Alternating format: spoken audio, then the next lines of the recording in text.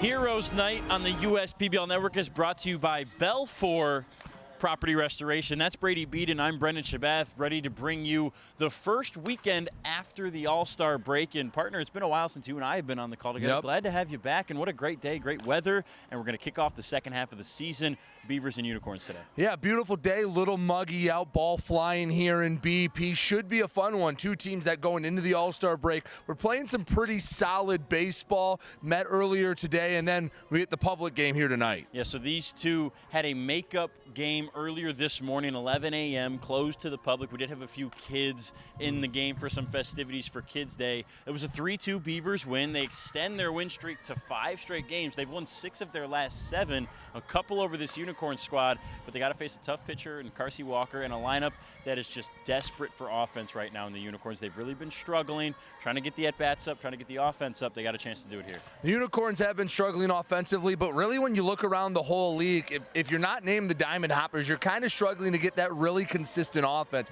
Every team has, 2-3 guys that might lead the charge, but then it seems like there's a steep fall off. It's tough to get a lineup that has a lot of consistency. This could be the start for one of these two teams. If one of them can hone in and just get 6-7 guys, they don't have to be hitting 300, 350. They're hitting 260 with a little bit of pop. Start rattling off more wins if you're the Beavers, and if you're the Unicorns, get back on the right track.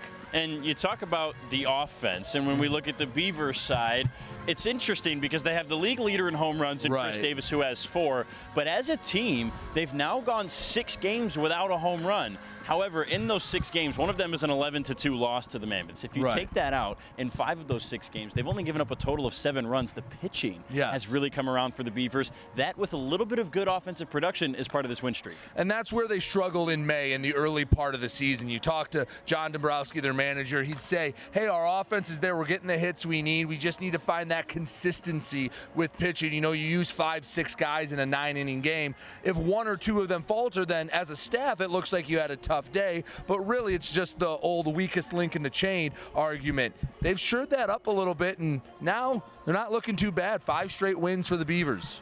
And the Unicorns will send Carsey Walker to the mound tonight. The right-hander has been one of the best for the Unicorns and one of the best in the league all year long, an ERA below 4. He got roughed up his last start, though. That was in a doubleheader last weekend, or 2 weekends ago before the All-Star break, against the Diamond Hoppers. Carsey went into that game.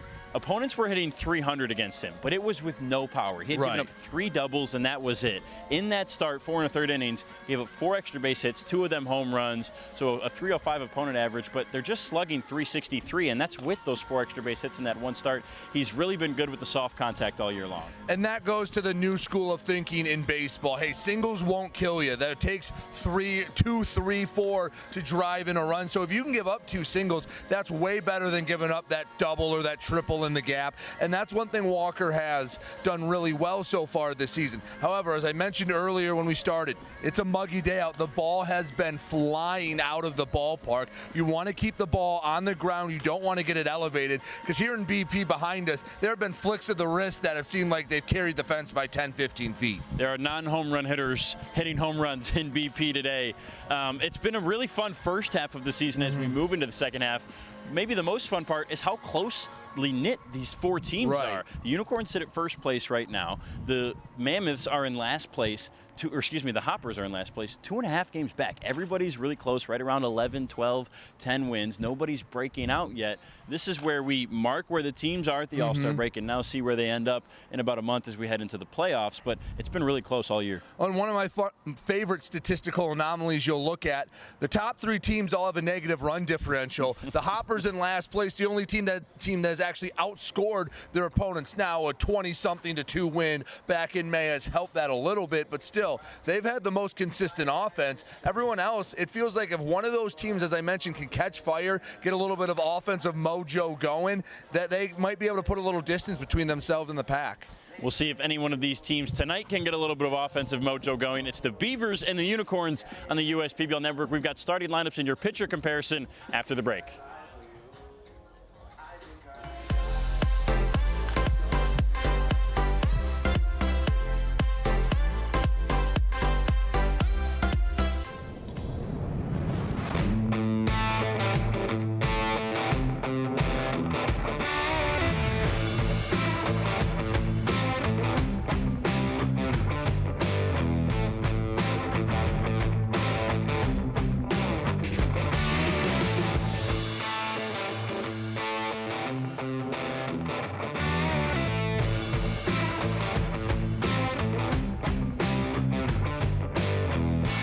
There are many things you can rely on in this world, like a sunny day brightening your mood, your mom baking the world's best apple pie, and never a dull moment in running your business. And when it comes to time-consuming HR tasks, you can rely on Tryon. Tryon can handle payroll and taxes, employee benefits, and more, so you can stay focused on attracting and retaining the best talent. With Tryon, you don't have to grow it alone. Visit RelyOnTryon.com. You can always rely on Tryon.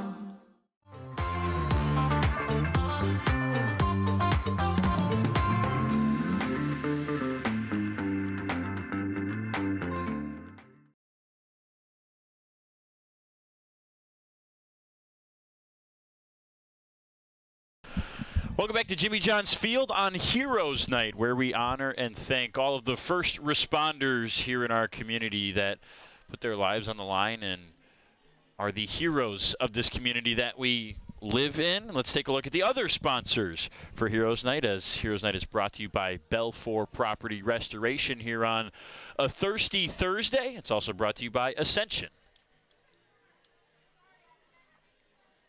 Belfour Property Restoration. Budweiser, Dave & Buster's, DTE Energy, Fifth Third Bank, Jarbcom, Jimmy John's, Macomb Community College, McLaren Macomb, McQuaid Heating, Cooling, Plumbing, and Refrigeration, Metro Detroit Chevy Dealers, Pepsi, Scott's,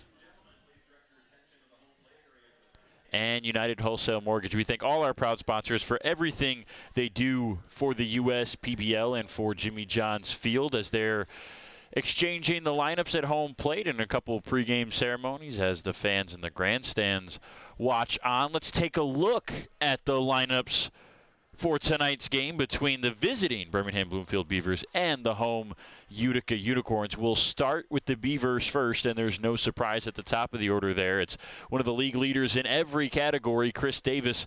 He'll be out in center field, followed by Rudy Ramirez, who's playing in left. J.D. Stubbs has the first base defensive duties while he bats third. Malik Bolin is a designated hitter and will clean things up for the Beavers. Ray Hilbrick leading the Beavers in his first 8 games in batting average, 400. He's hitting exactly right now. He'll be out in right field batting 5th. Tremaine Spears will have the hot corner defensively and will bat 6th. Luke Stevenson, the catcher, will bat 7th. Marcus Judd and Ben Wilcox in the double play combination up the middle, and the 8-9 hitters in the lineup. They're led on the mound by Jesse Galindo.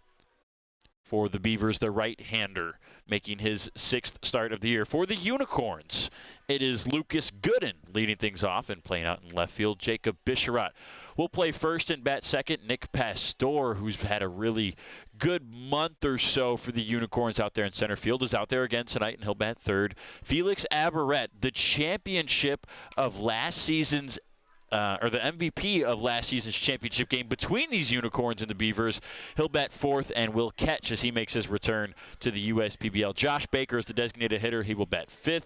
Jared Weber, an addition to the league, will play in right field in his first start, and he'll bat 6th. Patrick Baggett, the switch hitter, will bat 7th and play third base defensively. Alejandro Lara is at second base, batting 8th, and Donovan Curiel is the double play combination up the middle with Lara, and he'll bat 9th as Curiel is the shortstop, and Carsey Walker is the right-hander on the mound for the Unicorns. So, Brady, a couple new faces in these lineups and a couple return faces. The big headline, the news of the day. Every day has the news of the day. Today, right, Felix Aberrett makes his public return. He got here earlier this week. He's now played in 2 non-public games when you add in the morning game that we had today between the Beavers and the Unicorns. But Felix Aberrett came to the USPBL all the way back in 2021, then moved on to a different independent league, returned midway through last season to help the Beavers to a championship, now started 2023 summer in a different independent league, and is now back here at the USPBL with the Unicorns. His 3rd team in 3 years at the USPBL, and he's off to a good start already. Yeah, he's very comfortable here at Jimmy John's Field. Not a lot that's going to surprise him. He knows what's going on, but kind of hit the mental reset button. We talked about it during our pregame show that this can be a moment to, okay, take the deep breath, reset. If you've been struggling, now is a chance to turn it around. And if you've been doing well, just, hey, keep it going. You had a little week off with the All-Star Week festivities, and now you're ready to go. As you see, he was the player of the game in that championship. 3 home runs on 4 hits and 5 RBIs. That's a pretty good game, and very obviously, given the MVP honors, that's an easy decision. Yeah, and of course, you see him with the MVP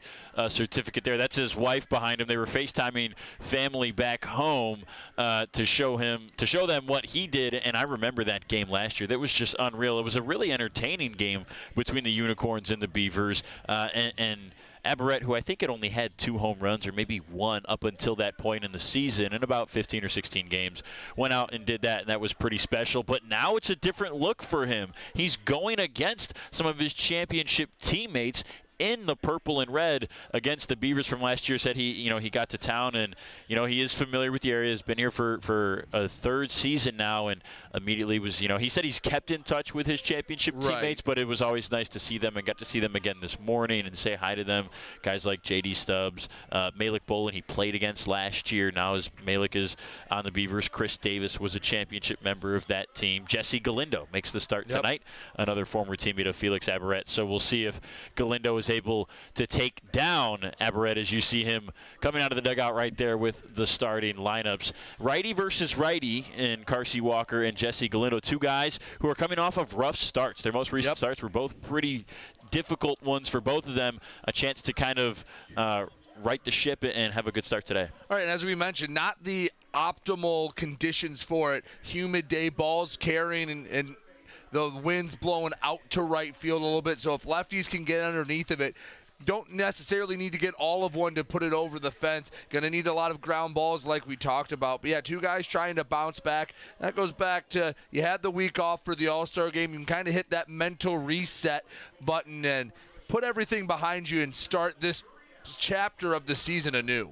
Well, we hope you're thirsty because it's a Thursday. We've got Beavers and Unicorns coming up in just a few moments on the USPBL Network. It's also Heroes Night, where we honor the first responders that are the heroes to this community, presented by Belfour Property Restoration. We'll have the defense for you when we come back. We'll take a look at our 2 pitchers.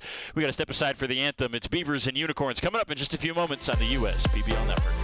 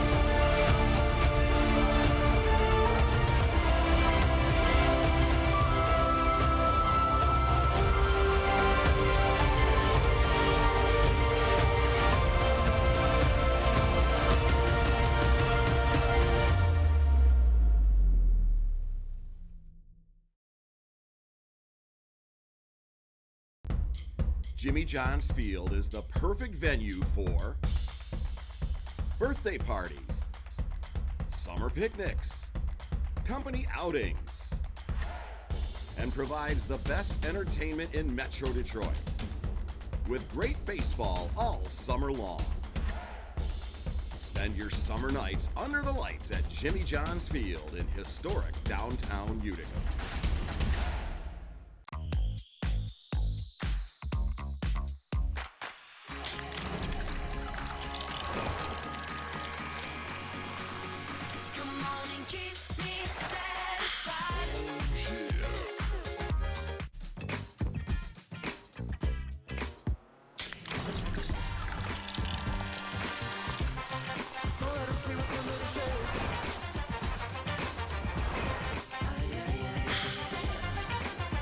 You hear about the promo that Jimmy's John's got going on? 5 off 20? How they pulling it off? Magic?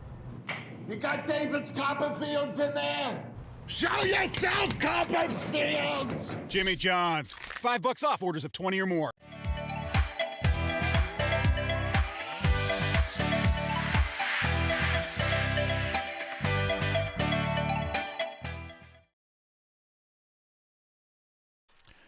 Just about ready for first pitch here in the USPBL Network. Just waiting for some fans to get off the field during the pregame ceremonies. There's some fans in the stands getting ready.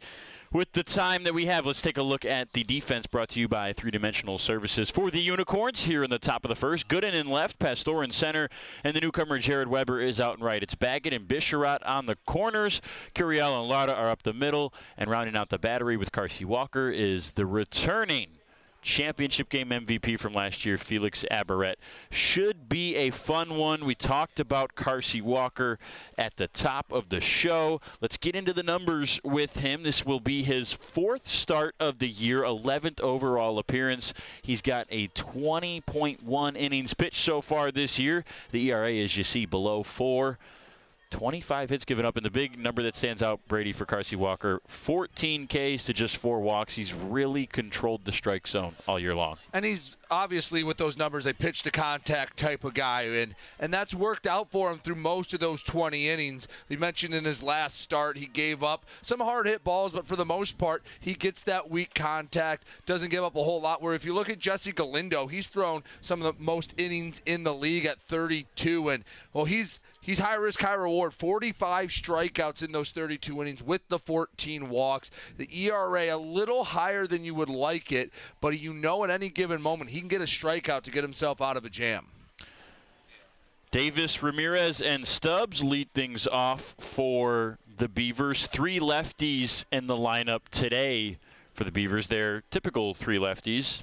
Davis and Stubbs are guaranteed 2 that Carsey Walker will face here in the first inning.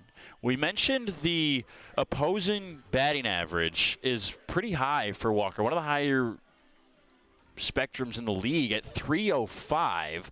Lefties, it's 316. They have a slight advantage over the righties, but both hitting above 300. And for the most part, excluding the last start for Carsey, it's been soft contact. Ground ball base hits left and right. Not a lot of extra base power as Davis pops this one up. There's the example of the soft contact. Get a guy out on his front foot. Hitting's all about timing. Get the timing off for Chris Davis. Get him to pop up on the infield and get a very dangerous hitter out to lead off the game. So 1 up and 1 down brings up Rudy Ramirez out of Wayne State.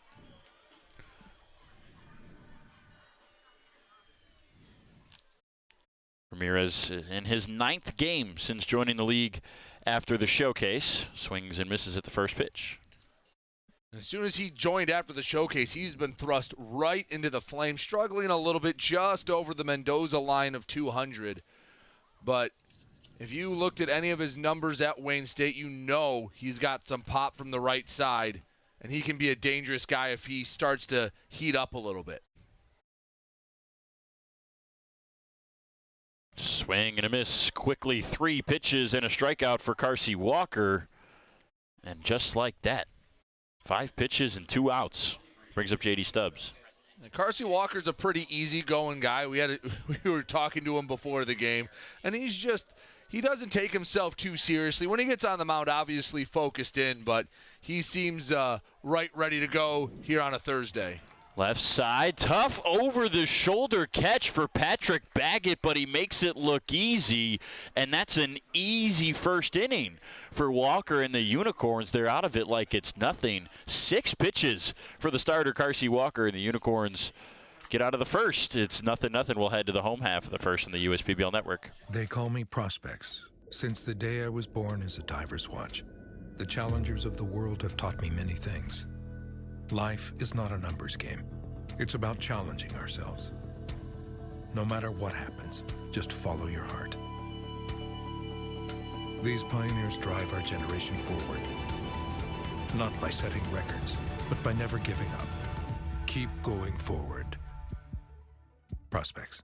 Available at Lucido Fine Jewelry. At Ascension, Michigan, we're committed to being your first choice for healthcare. Our nationally recognized heart program is the leader throughout Michigan in minimally invasive heart valve procedures. For joint replacement, spine, and cancer care, patients choose our specialists for advanced care and treatment. And we also excel in the things that can't be measured. Listening more closely, caring more compassionately.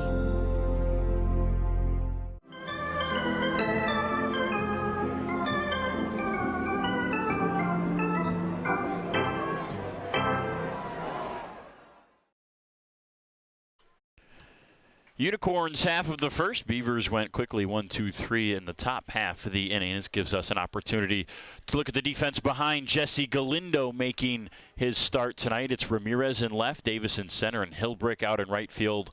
Wilcoxon and Judd is the combination up the middle for the double play. Spears and Stubbs are on the corners, and then Luke Stevenson gets the start behind home plate tonight as the catcher for the Beavers. He'll catch the 24-year-old native of North Hollywood, California, Jesse Galindo, in his 6th start of the year. Leads the Beavers in innings, like you mentioned earlier, Brady, with 32 so far. He's been a very consistent 5, 6, maybe 7 inning guy. It's primarily been around 5 or 6 for Galindo. Similar numbers to what we talked about with Carsey Walker. A lot of soft contact.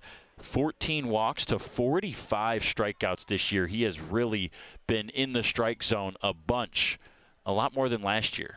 And one thing that helps him is you'll see him change that arm slot with the curveball, the changeup, the fastball. He'll move it up and down, and he doesn't stick 100% to one arm slot. He can throw them from different angles, which makes it tough for guys to really read out of the hand what they're getting. Gooden faces a ball and a strike.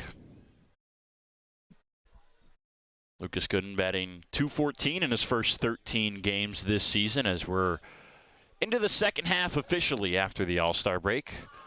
Little looper out into left center field. Davis giving chase, dives, and that's going to drop. Gooden will head to second, quickly throwing the ball in from left as Ramirez. It skips over the glove of Marcus Judd, and Lucas Gooden is on base with a double. And that's an example of the ball carrying.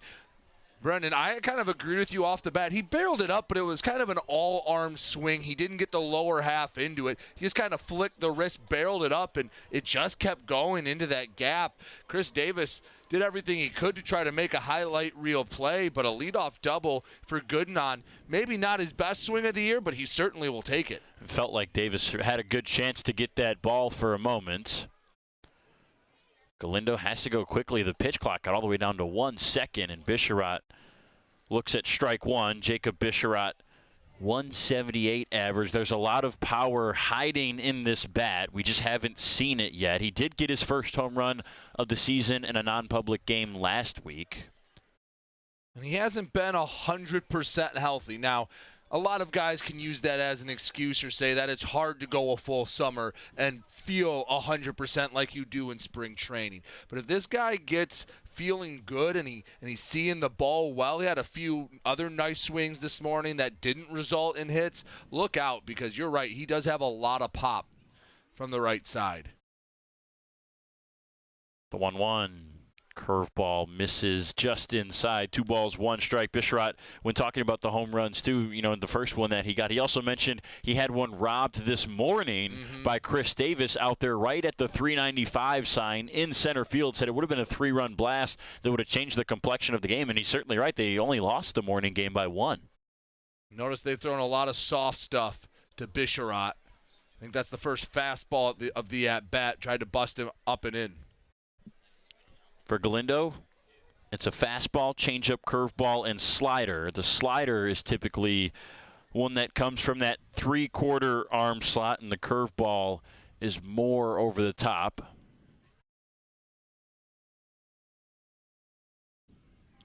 The 2-2. That's a sidearm, and charging it is Spears. Took a high hop. He's got to throw over to first, and he won't get it in time. It skips past Stubbs. Both runners will advance. Gooden heads to third. Sliding in at second is Bisharat head first. And the Unicorns get an extra 90 feet on a tough defensive play from Spears, and then might be a throwing error. Yeah, I think it was just hit so slowly that there's no other way to put it. I think Bisharot beats that out no matter what. That high hop on the slow grounder that even with the perfect throw, Bisharot's there. Throw just got away. So now an early chance for the Unicorns, an offense that has been struggling all year long. They have played the least amount of games, but they are far and away the lowest scoring team, even if you want to go by averages. A chance to jump on top early and a good bat, Nick Pastor. Pastor may be the best bat in this situation. 322 average, leads the Unicorns this season. He's their all-star center fielder.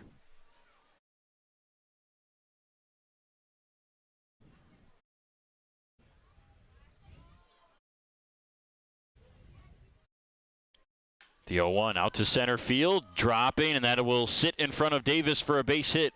Gooden comes around to store. Bisharot gets the stop sign at third, and that's an RBI single to put the Unicorns on the board first from Nick Pastor. Unicorns seeing the ball well out of the hand of Jesse Galindo early. That's the hardest hit ball we've seen yet. That's exactly what you're looking for in that situation. Time it up, drive it right back up the middle. Hey, already got a hit and a ribby on your line. We're not even through the first inning. You're feeling pretty good going into the second. Give your team the lead. Carsey Walker has to love what he's seen in that dugout on the third base side. And still no outs recorded for the Beavers as Felix Abaret fouls the first pitch down for strike one. Now you can take a much more relaxed approach. Hit a fly ball, heck, even a ground ball up the middle. You don't want to hit into a double play, but it gives you a crooked number early on. It's a little dribbler down the third base line that sneaks foul. No balls and 2 strikes on Abaret, who only got 8 games with the Beavers last year as he was a late addition to their roster, but did help carry them to a championship. Hit .357 before the playoffs, and then added those 3 home runs in the championship game. Facing an 0-2, it's a fastball low for ball 1. And if you're Galindo right now, you will trade a twin bill double play for that run on third. You're in damage control early. The 1-2. Popped up, foul, and out of play.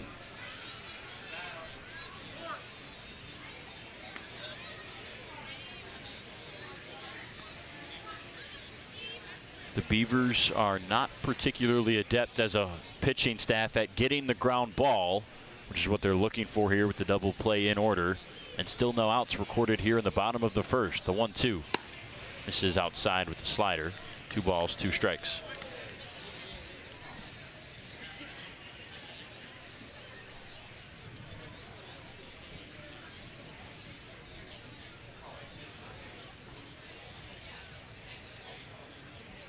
Galindo comes set with the glove at the belt.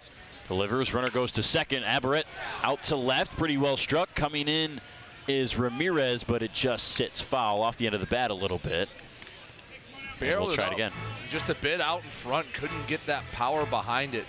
Well, I was with you off the bat, kind of leaned out of your seat a little bit. Just, that was completely all arms out on the front foot. If you can wait back a little bit and drive that, someone's getting a souvenir.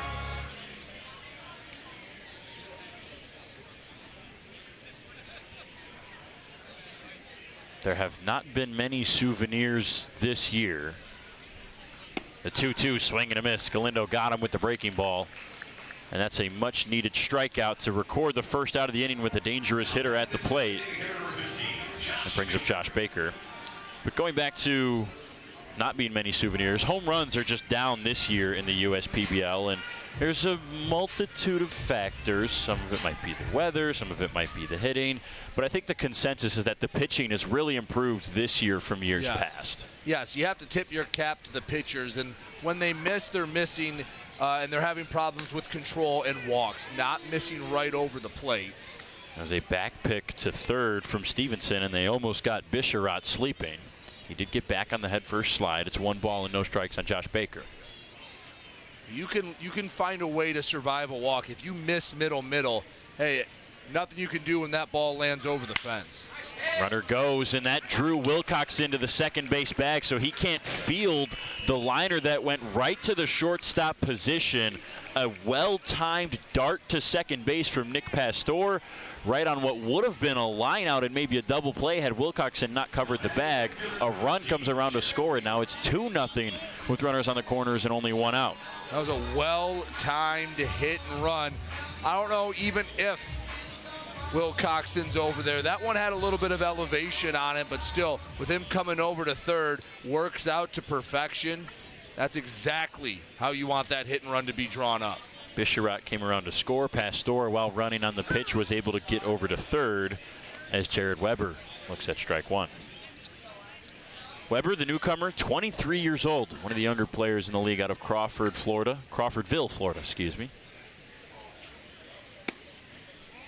1 ball, 1 strike. Spent 5 seasons at Florida A&M with the Rattlers.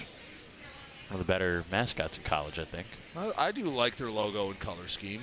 And Florida A&M goes by FAMU, which I think is fun to say. So the FAMU Rattlers, right in on the hands, is able to get it to third. Spears has to quickly throw over to first. That's not in time. The run will score. How about a way to get your first base hit? An RBI comes along with it as Weber's able to beat out an infield single. Yeah, there was really no chance for Spears. That was a perfectly placed swinging bunt. And right now, whatever can go right for the Unicorns is going right. So just a little dribbler to the third baseman gives Weber not only his first professional hit, but his first pro RBI. Now first and second with only 1 out, and Patrick Baggett at the plate.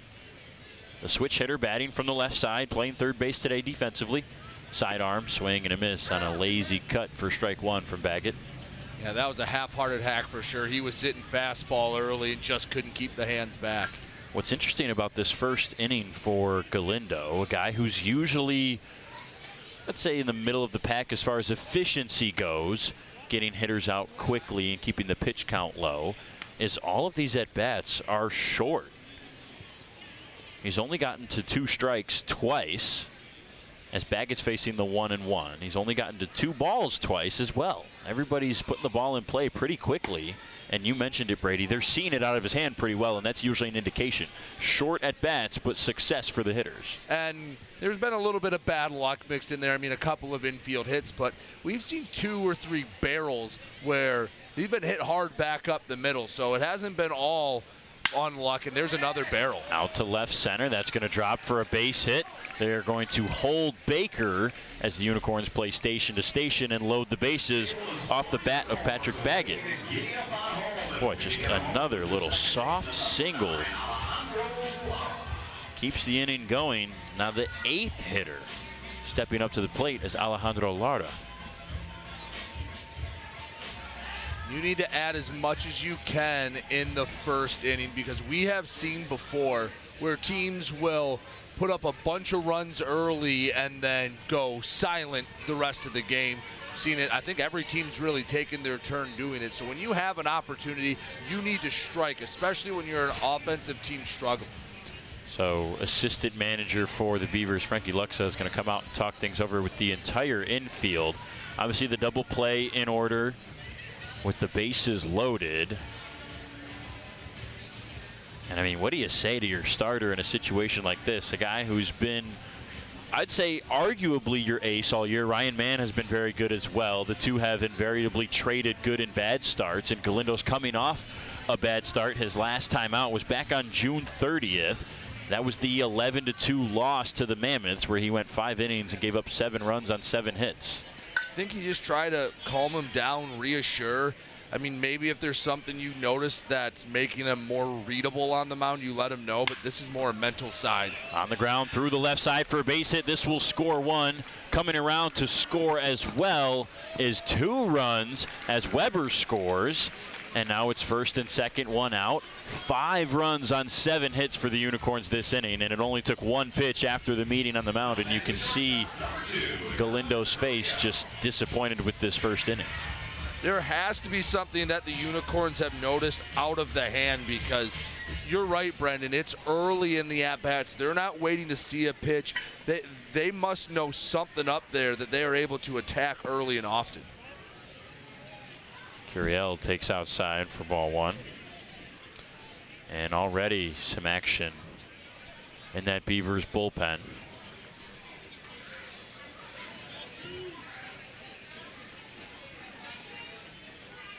That's Brian Ross getting warm out there. Galindo delivers the 1-0, swing and a miss from Curiel. 1 ball, 1 strike. Donovan hitting well in the 9-hole, has improved in the last couple of weeks. He's now up to 232, was below the Mendoza line for a decent stretch to start this year.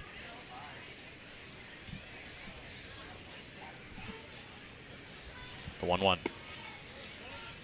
2 balls and a strike as Baggett's over at second and Lauda's at first.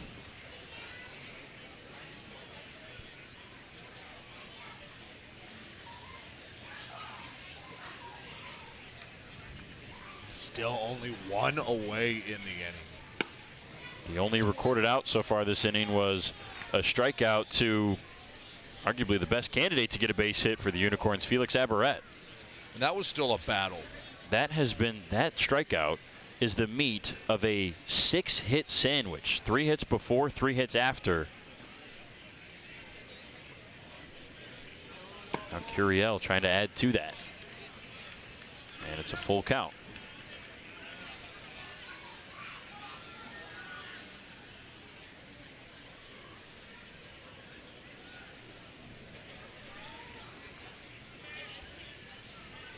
Galindo comes set with the glove high, now at the belt, looks back at the runner, delivers the 3-2 inside on the hands, and Curiel just fights it off. Good 2-strike foul there to stay alive. And finally, we're deep in a count now. Donovan Curiel not going to go away easy. This has not been Jesse Galindo's night starting off. Maybe getting a little help from Mother Nature with the shadows and throwing from the sun into the shadows could help a little bit. But right now, Galindo and the Beavers need any break they can find. And another foul on the 3-2 from Curiel. I think you could hear that over by our mic over there.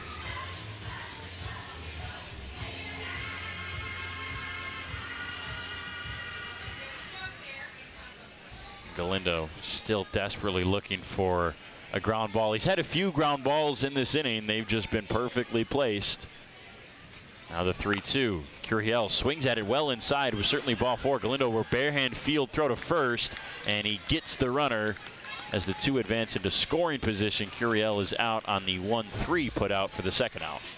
Nice play by Galindo to help himself out, but off the bat, just the way this inning has gone, I thought Curiel was going to beat it out. Nice barehand play by Galindo. Only chance he had to get him, and he made a nice throw and a nice scoop from Stubbs. Galindo's lucky that Curiel swung at it. It was certainly ball 4. I think it almost hit Curiel's hands on the bat when he swung. Now the lefty Gooden for the second time this inning steps in as the Unicorns bat around.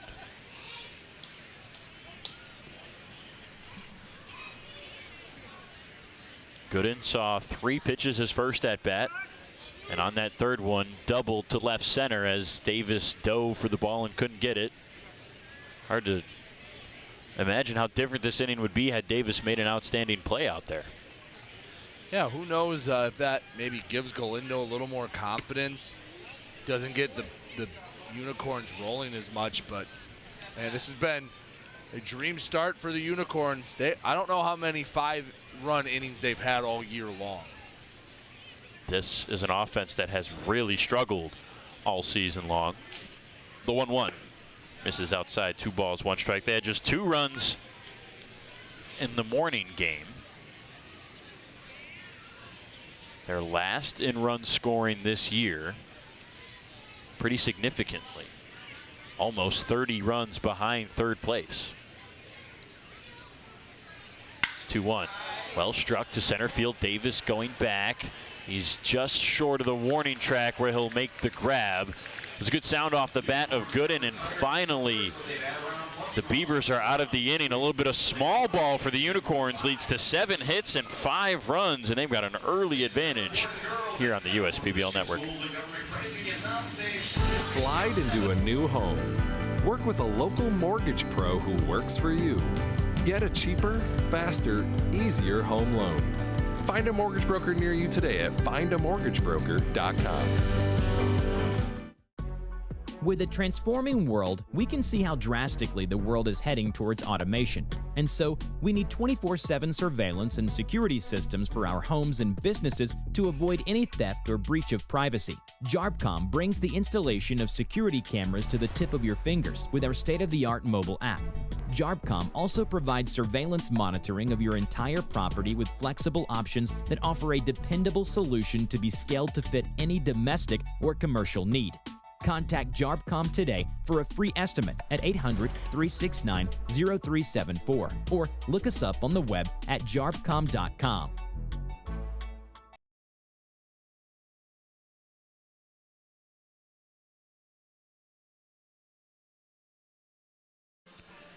Well, they always say it's not about how you start, it's about how you finish, and that's got to be running through the minds of those Beavers players right now as they are off to a rough start in this game, trailing 5-0. 10 batters to the plate in the first inning for the Unicorns. Meanwhile, the Beavers in the away half of the first inning went a measly 1-2-3 on 6 pitches for Carsey Walker, who's on the mound for the second inning. He'll face Bolin, Hilbrick, and Spears, the 4, 5, and 6 hitters. Yeah, and the good news is you have 8 more innings to go to try to chip away. Don't go up and try to hit a 5-run shot to get us back, to get you back. Hey, get a run back. Win each inning and just slowly chip away. First goal, make Carsey Walker work a little more here in the second inning. Absolutely. You have to think the Beavers got to be thinking about extending the length of these at-bats and just seeing as many pitches as possible so the next guy in line has a more tired pitcher on the mound. Bolin looks at ball 1, and now strike 1. Malik on the year, 250 average, a 749 OPS. He's got a trio of home runs. The 1-1, swing and a miss over the top. On the fastball, 1 ball, 2 strikes. Doesn't see too many of those nowadays. Maybe a little surprised they were willing to give him the heater. And that one's fouled back to the screen. Bolin's one of those hitters where, you know, the best hitters at every level are going to dominate the fastball. And we saw that last year here in the USPBL. We've seen it a little bit this year. There's been less, I think, domination from any hitter in any scenario. As we mentioned earlier, the hitting is down a little bit league-wide. But Bolin's one of those guys where if you leave him a fastball, he will crush it. And that's why you're absolutely right, Brady. He doesn't see many of those. And Bolin looks at strike 3. He didn't believe it for a moment. He'll run down to first, and on an easy jog is out by a couple steps as Aberrett throws him out. And he still doesn't believe it down at first. Second strikeout for Walker, first out of the inning.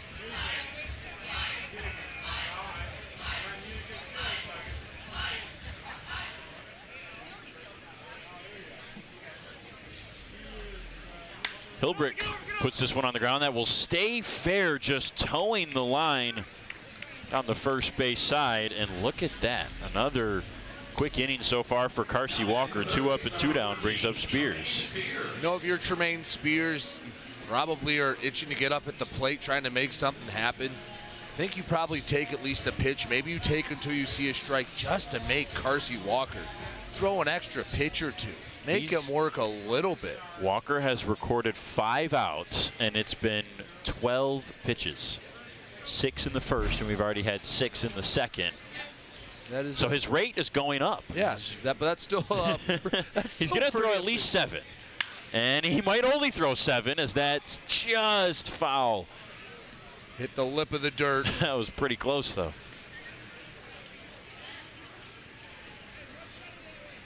I do get it's a balancing act, because when you get a pitcher who's on and you want to be patient, well, now you're always hitting from behind. if you're trying to run up the pitch count. So that I do get that you have to figure out a way to crack the code, but I mean, with as few pitches as Carsey Walker has thrown, it's almost like you need to take one at least the first time through the order. Let you guys see it once today, and then maybe second time you open it up a little bit. I know it's typically the opposite philosophy of when you get 1 or 2 strikes on you or you're behind in the count, your strike zone as the hitter gets bigger so you can defend more. Right. Maybe in a situation like this where Walker's working so fast, it gets smaller and you try to get away with the borderline pitch just so he's throwing more. Right. And look at that, a 3-ball count. First of the game for Carsey Walker, the first at bat that's gone more than 1 ball. As Spears fouls it off, it's now a full count. And again, Carsey Walker, a guy does not give up the free pass, does not give up the base on balls. You know he's going to come in the zone. You know he's going to challenge you. This is where you can open up a little bit. And the payoff pitch outside, he walked him. Walker, who gives up a base on balls just 2 times every 9 innings, gets one here in the 2nd inning, and that is a good at bat like we talked about from Spears. Fell behind 0-1, was able to fight his way back into it, and extends the inning a little bit. Now it's Luke Stevenson's turn, the catcher digging in from the right side.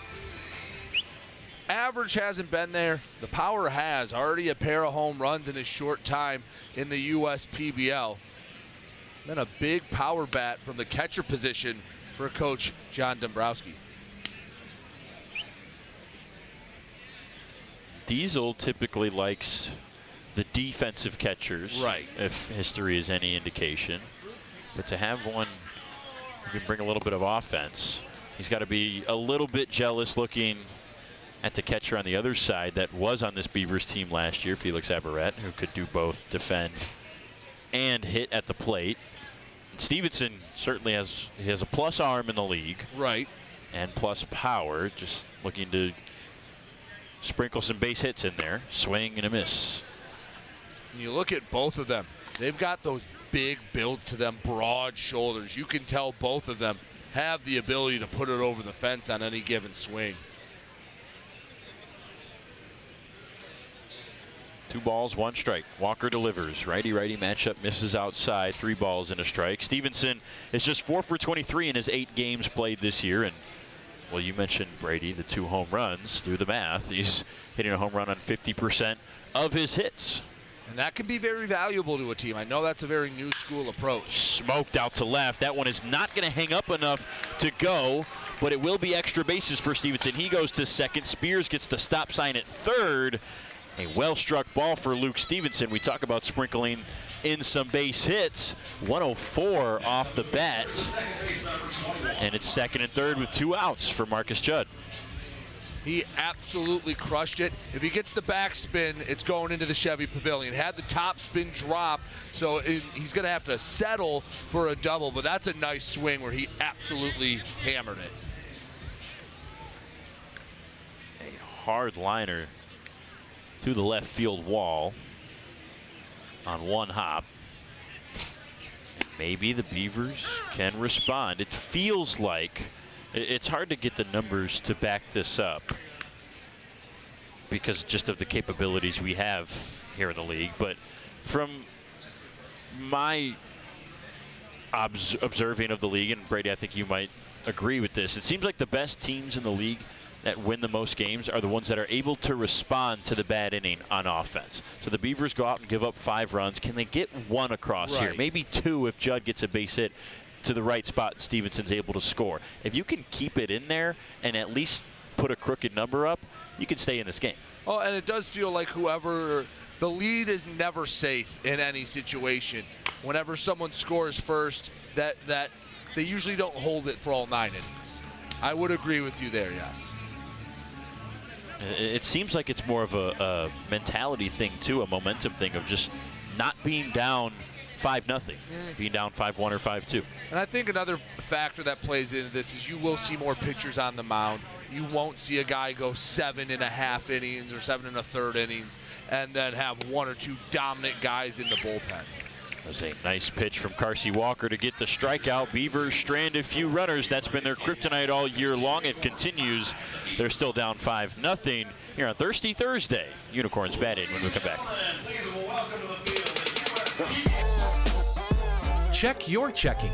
If your account doesn't get you pumped, amped, or geeked, make the switch to Genius Checking from Genesis Credit Union. It's just genius.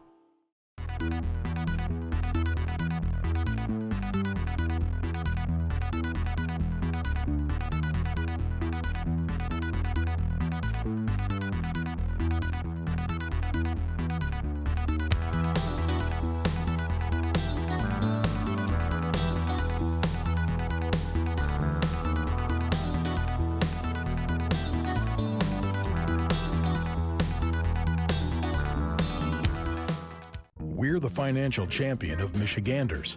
Whether you're a goal-getter or dream chaser, an empty nester or up-and-comer, anyone in Michigan can bank with us. Michigan Schools and Government Credit Union.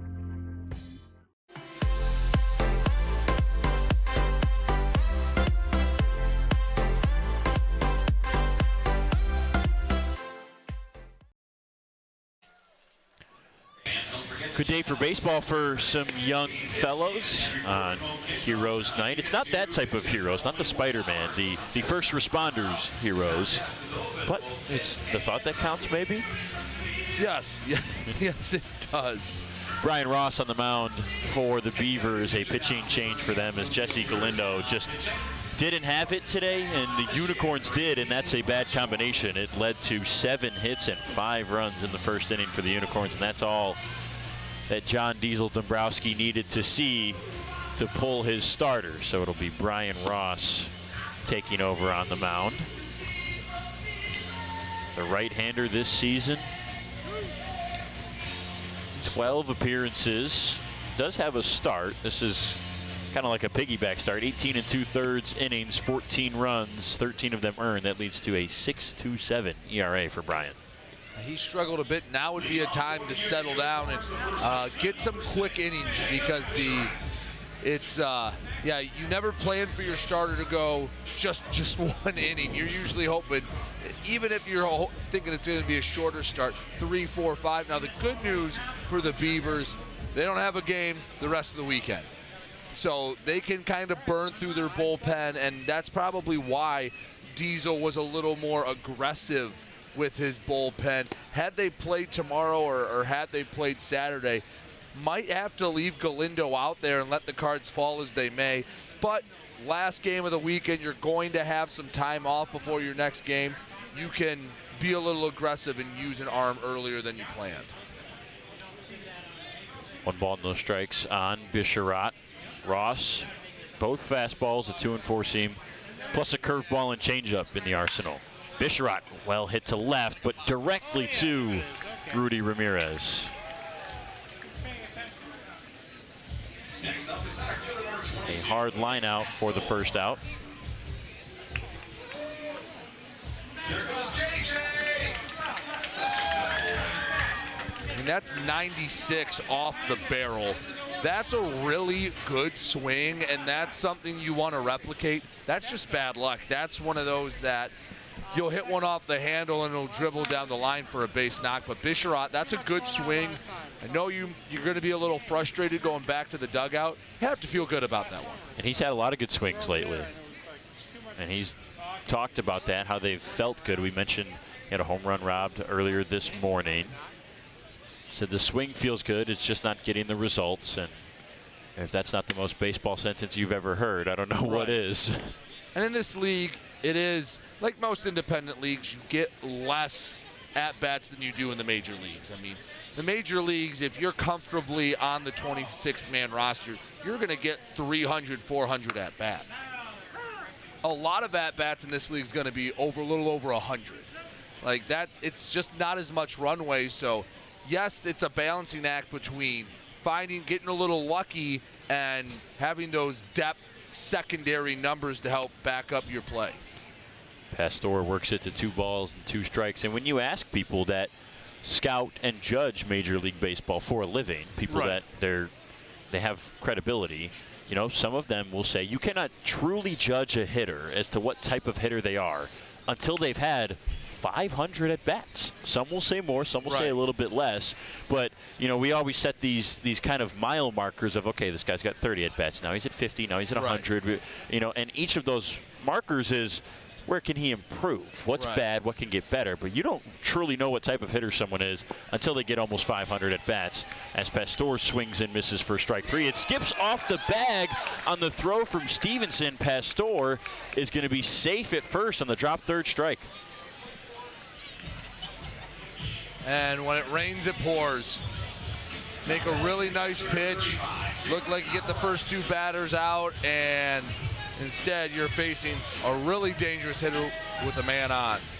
Felix Aberrett was the one of just 2 batters through the order the first inning that did not get a hit. Him and Donovan Curiel. Now he's trying to join in on the party and maybe make that throwing error matter. So he looks at strike 1. Aberrett struck out his first time up.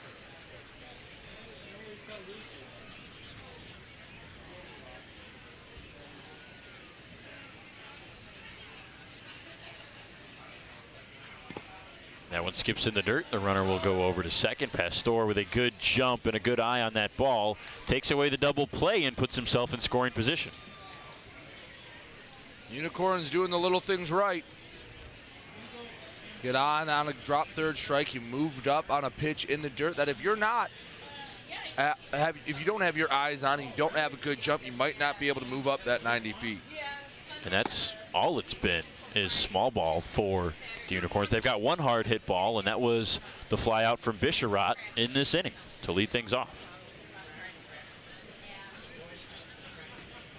Aberrett facing 2 balls and a strike.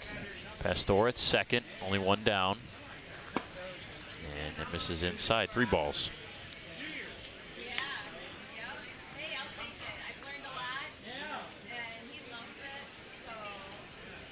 Ross struggled with the walks so far.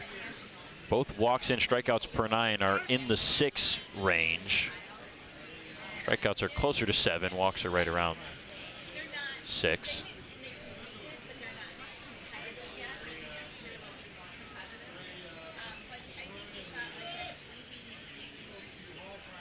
The 3-1 well inside. That might have clipped him, even if it didn't. And they say it did. Would have been ball 4 anyways, so. That's a break actually for the Beavers because Pastor was ready to move up up to third, and a fly ball could have scored him.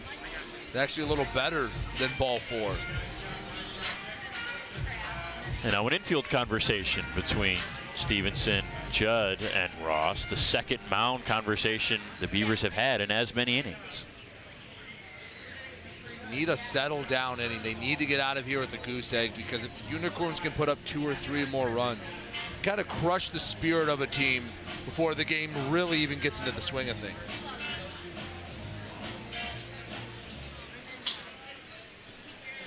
Now Baker, who had an RBI single and scored his first time up. Righty versus lefty. Fouls the first one down. Baker hit it hard the first time. Shortstop area was the hit and run. Got him an RBI. The first or the second of 5 different batters that recorded an RBI last inning.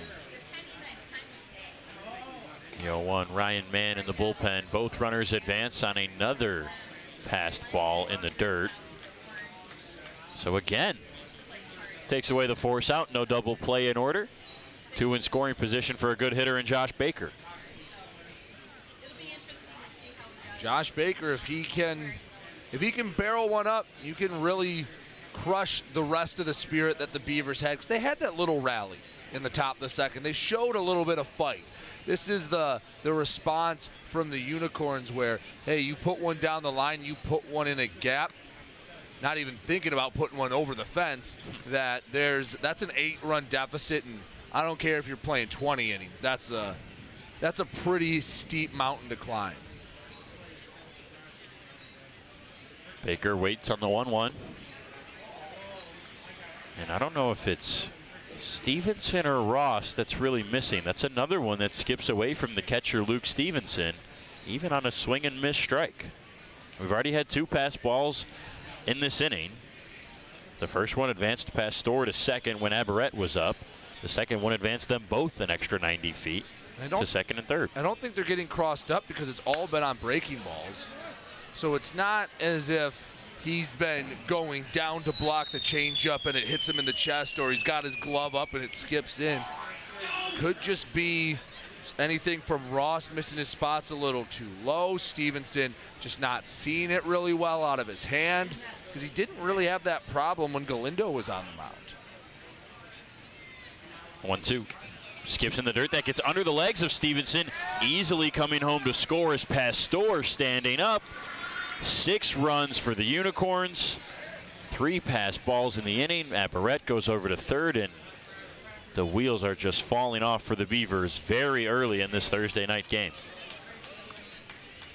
This is a game where, had the Beavers won, they technically would have been in first place. They would have passed. They're a half game back after this morning's win. And while the Unicorns have really not, they haven't really given them any room to breathe. And to think that that run scored from Pastor scores on a strikeout this inning. Right. Reached first on the drop third strike from Stevenson, and he threw it and it bounced off the first base bag. Well outside from Ross that time. Now 3-2 on Baker.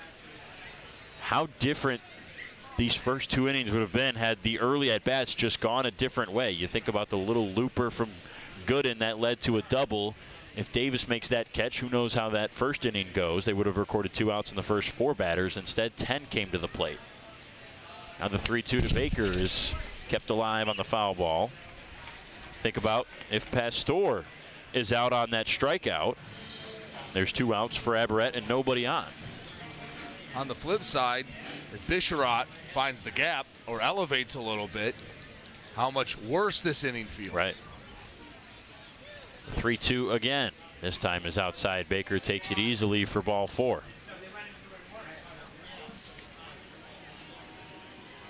And that is the first walk for Ross, but the third batter to reach base, and none of them by a hit. Strikeout and drop third strike, hit by pitch, and then walk. Runners in the corners for Jared Weber.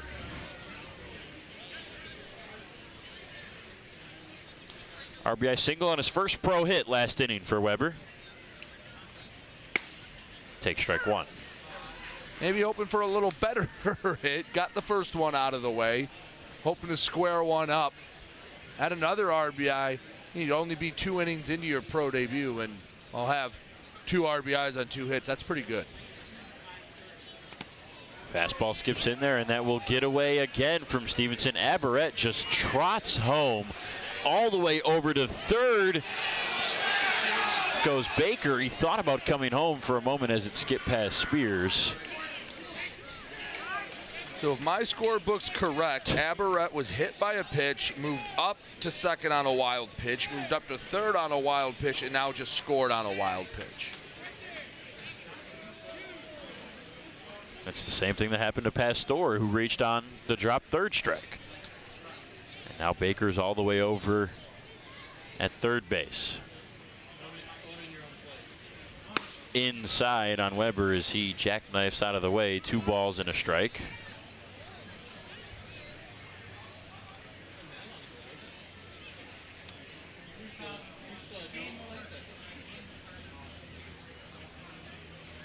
Still just 1 down. Popped up foul. And then last inning, okay, you can just tip your cap to the Unicorns. They're hitting the ball hard. Yeah, they got a little bit of luck, but they're still finding barrels. This inning, it's self-inflicted wounds. I mean, other teams seen it well. Hey, it's baseball. That happens over the course of a long season. But this is the type of inning that drives managers insane. It's just so difficult, too, because it's the pitchers and the catchers. I mean, Galindo struggled through that first inning. Now Ross has missed the strike zone a decent amount, and Stevenson is really having trouble back there stopping some of these balls that are skipping in the dirt. That's a tough line to balance too, because whose fault is it? Is it Ross that's missing, or is it Stevenson? It's really hard to tell just from watching. The 2-2 on the ground to third. Spears throws to first, and they get Weber. That was closer than it looked like it should have been. Jared Weber does get another RBI, though, as Baker comes home to score. That's just doing a job. Hit a deep ground ball. Might not be what he was hoping for, but yeah, you have two RBIs to your name, and we're 2 innings into your opener. Ooh, is Ross all right? He's wincing, it looks like. I don't know what he was reaching for. He bent down. It looked like maybe the hand. Mann is still warming up in the bullpen for the Beavers, and I think we're going to see Ryan Mann. Ross comes out. Mann will come in. It's 8-0 Unicorns. 5 in the first, 3 so far in the second. We're not done. When we come back, it'll be Ryan Mann versus Patrick Baggett on the USPBL Network.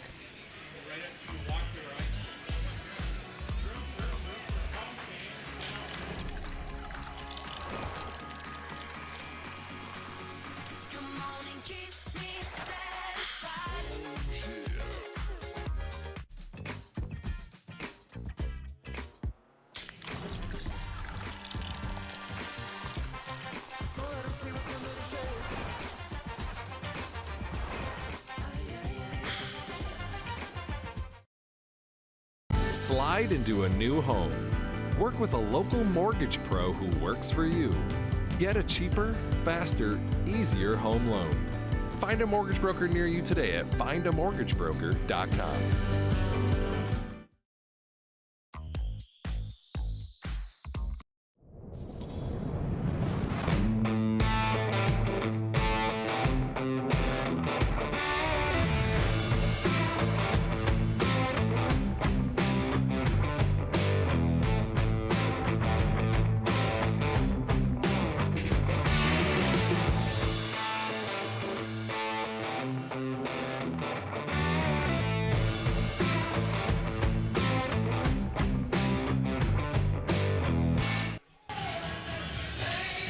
A tough outing for Brian Ross. He only goes 2/3 of an inning, doesn't give up a hit, but a walk, 3 runs, a couple wild pitches, a couple pass balls. There's a little bit of everything, and the Beavers have now given up 3 more runs to the 5 they surrendered in the first.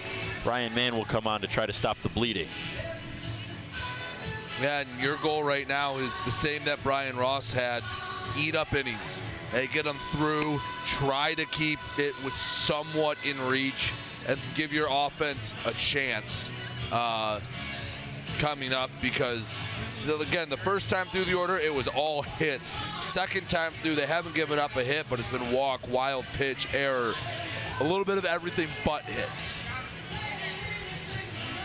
Man, the good news is second on the team in innings at 29. He's the other starter that the Beavers have besides Galindo, and probably didn't expect to be getting a de facto start here in the second inning. He's got a 3.41 ERA, 10 walks, 20 strikeouts. That walk rate is a little bit elevated from where a starter would want it to be.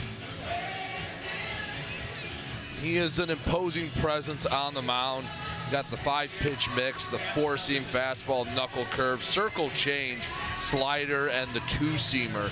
So he's got pitches that move each and every direction, which can be very beneficial. Facing righties, lefties use it correspondingly. He's one of the products of the Georgia Gwinnett pipeline. Won a national championship there with Beavers teammate J.D. Stubbs, Jonathan Habb, and Livingston Morris, who are on the Mammoths. 4 Georgia Gwinnett guys here in the league. We had another one last year, Greg Lokinen, and Baggett lines one to Spears, and he's able to make the grab. 1 pitch for Ryan Mann, and he's out of the inning and gets a high five from Baggett, who knows he hit it well, and sometimes that's just the way things go.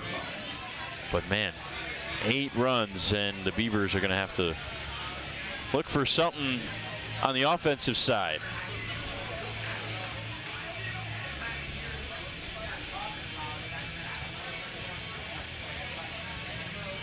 Ladies and gentlemen, please direct your attention to the third base side of the field, where we would like to recognize a special hometown hero in stands tonight. He served in the United States Air Force Reserve for 30 Ladies and gentlemen, we want to recognize a special hometown hero that is here with us tonight. He has served in the United States Air Force Reserve for 33 years, retiring in August of 2021 as a Chief Master Sergeant in the 910th Medical Squadron at the Youngstown Air Reserve in Youngstown, Ohio. He's completed 3 overseas deployments in support of Operations Iraqi Freedom and Enduring Freedom, as well as over 300 temporary duty assignments over his career. He is currently in his 23rd year at the East Point Fire and Rescue Department, and he serves as the fire chief. Ladies and gentlemen, tonight's Belfour hometown hero, Sergeant Brian Marquardt. Sergeant Brian would also like to say a very special thank you to his wife, Katie, and his daughters, Lauren, Julia, and Megan, who shouldered so much of the burden, which allowed him to be able to serve in our armed forces. And we would love to thank him and everything that he has done as we honor all the heroes of this community here on Heroes Night. 8-0 Unicorns lead the Beavers. Carsey Walker, this is maybe the most relaxed he's going to ever be on the mound this year. I don't know if it gets any easier than this. With an 8-run lead, you can just go out there and make pitches. And it's been a little odd for him, though, because he's had such a long time between innings. And he's had about 20, 25 minutes between each of his innings. So if he can keep that momentum going, that's a testament to him and being able to stay mentally in the game enough. As much as Carsey Walker, I mean, again, he's one of the looser pitchers in the league and can have a lot of fun with it, especially when you're up 8-0.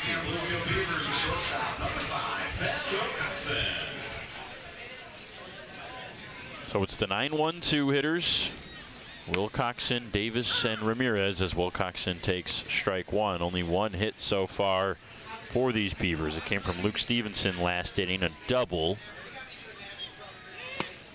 That was 104 off the bat. And now Wilcoxon quickly behind, no balls and 2 strikes. Walker likes to work fast and efficiently, not just with the time duration, but with the amount of pitches per at-bat as Wilcoxon fights it off foul. And I found a lot of pitchers, and also talking with Carsey, that maybe some that used to take their time now know there's just no time to mess around. They just catch the ball, go right back, and are ready to go. And you'll see that. I mean, Carsey started his windup with 12 seconds on the pitch clock that time. Walker's got the 4-seam fastball, sinker, slider, and changeup as the off-speed. Sinker has been working well today so far. The 0-2 slider. Little bouncer to third. Baggett fields, throws it way over the head of Bisharat towards the Beavers dugout. Wilcoxon easily goes to second as Bisharat picks it up on the foul ground warning track. E5 puts the leadoff man on an 0-2 pitch. Baggett looked like he overthought that one. Thought he had to throw it as hard as he could. A good firm throw, I think, would have gotten Wilcoxon out, but he completely airmailed that. There was no chance for Bisharat. And he's a pretty big dude. It's hard to overthrow Bisharat. Baggett does have a good arm at third. We've seen him on the left side of this infield play well. A good athlete over there at the hot corner. And I think you're right, Brady. Just rushed it a little bit. Wilcoxon runs pretty well, but not enough that you really had to rush the throw. So we'll see if Davis can get something going for the Beavers. Popped out his first time.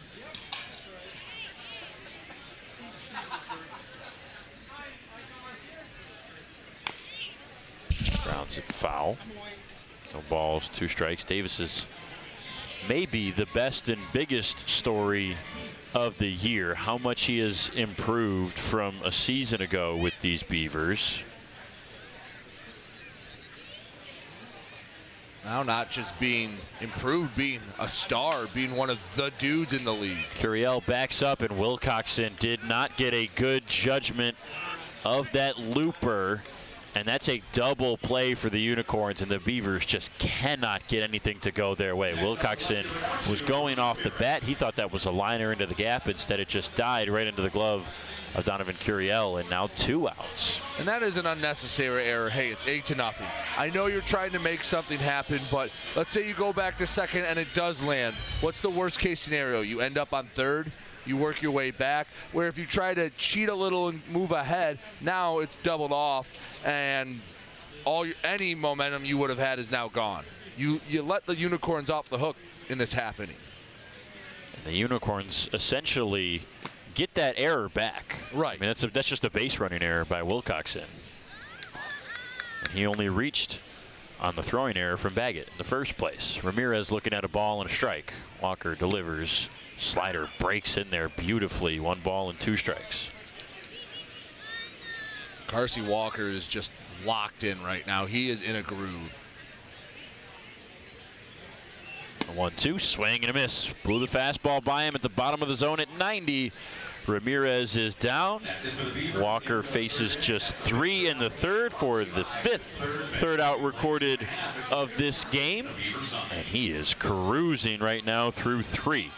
Has only given up 1 hit, 3 base runners, no runs, and his team is up 8-0 as JJ makes his daily water delivery. Brought to you by Michigan First Credit Union out there to right center field, or shallow right field, I should say. Decent weather today, not as hot as it has been. Not as hot, but it's a bit muggy. A little bit. We had the rain last night. Rain in the forecast as well coming up. Been a very rainy July. Chelsea Cooper's down there with the DTE Kid Race, the mascot. I have Teddy and I have Ella, and they are going to take on Landslot. They both said they're super fast, but they're going to need your help, you guys, so make sure you cheer them on. Teddy and Ella, I'll meet you guys at home plate. Landslot, you ready? 3, 2, 1, go! Oh, they got a little bit of a head start, but that's okay. Ooh, Landslot, you had a little obstacle.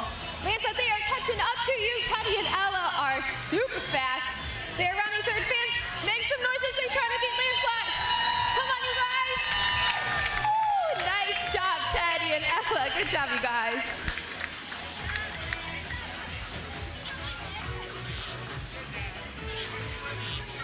So, man, no surprise, comes out for his 2nd inning of work here in the 3rd inning because he threw 1 pitch after coming on to get things cleaned up in the bottom of the 2nd. It was a liner from Patrick Baggett to the 3rd baseman Tremaine Spear, so it'll be 8-9 one-hitters, Lara, Curiel, and Gooden. They're going to hope for many more quick outs from Ryan Mann because they need to settle down inning defensively, maybe carry it over to the offense, but it has been all Unicorns in the first third of this game. I feel like at this point, the Beavers are looking for literally anything positive. Yes. A recorded out, and you have to be happy. Start with a scoreless half inning. Yeah. You got to put up a 0. 5 and 3 in the first 2 innings.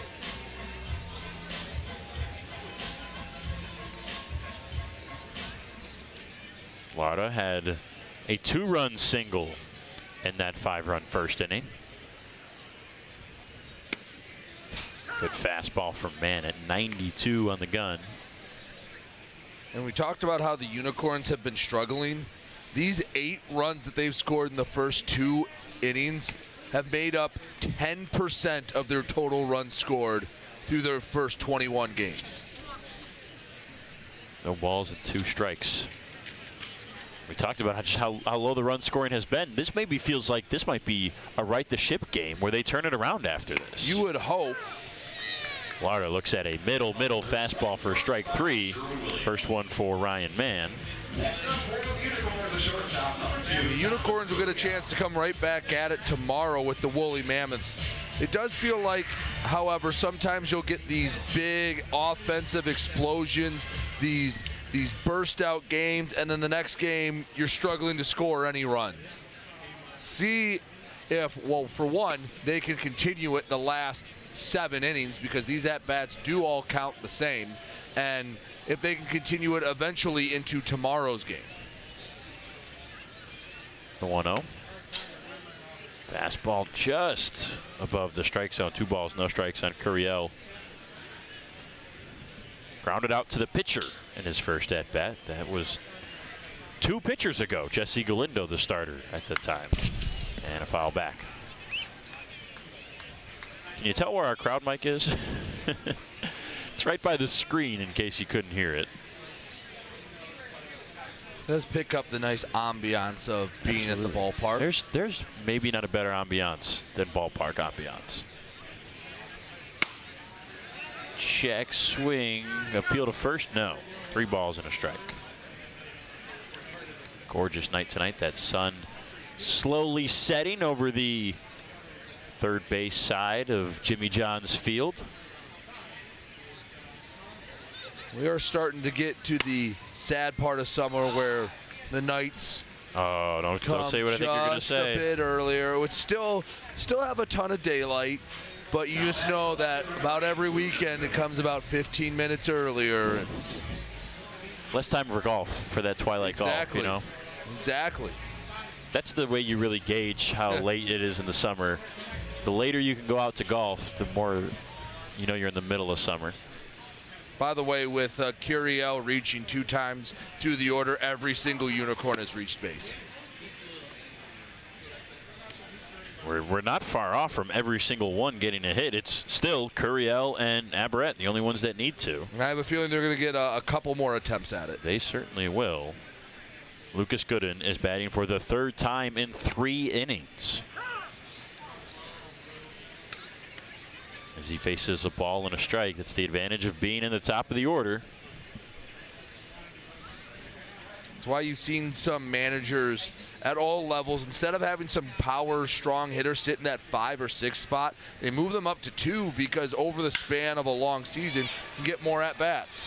Fly ball to left. A few steps back is Ramirez, and he's camped under for the 2nd out. And yeah, that's a kind of newer mainstream hip trend in all of baseball, particularly in the major leagues as well. We're starting to see the best hitters in the world hit in the 2-hole, hit in the 3-hole. Some of them are leadoff guys, even the power guys, because you want those guys to get up the most. It's just a numbers game. Right, you'd say traditionally your best hitter was usually your 4 hitter, maybe at the cleanup spot, maybe the 3 hitter if you could go back to back. But now you're seeing guys that maybe weren't traditional 2-hole hitters move up to that spot because you want to get them more at bats throughout a season, and over a larger sample size, if you can get guys 20, 30 more at bats, that can result in a few more runs throughout a season.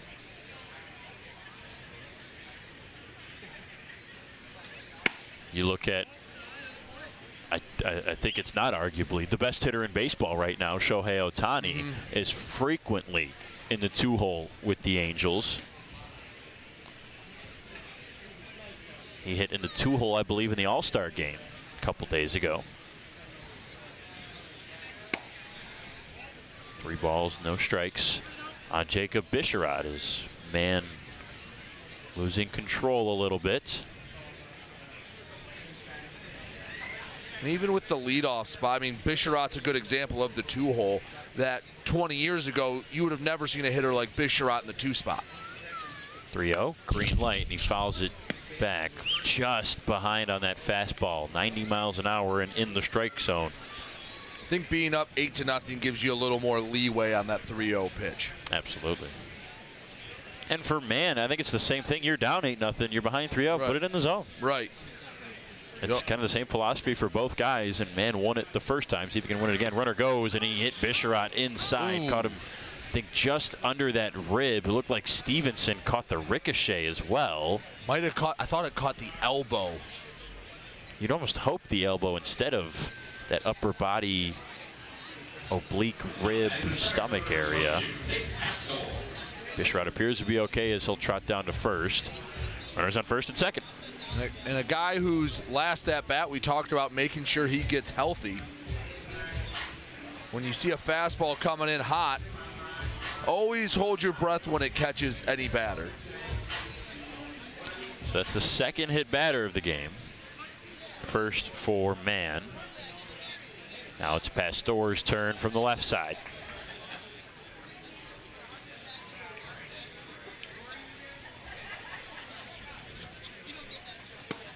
well outside. Righties are typically better against a man than lefties. It's an almost negligible difference.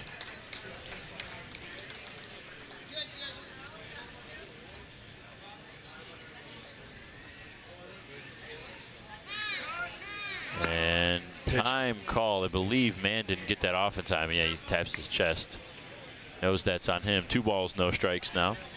We have noticed the number of pitch clock violations go down, as really we're what, 2 months into the season, about 20 games per team.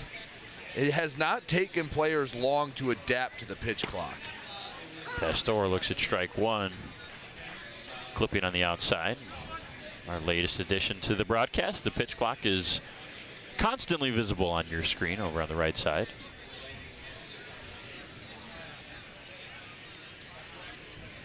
Have to hurry up. And taking his time, back down to 2.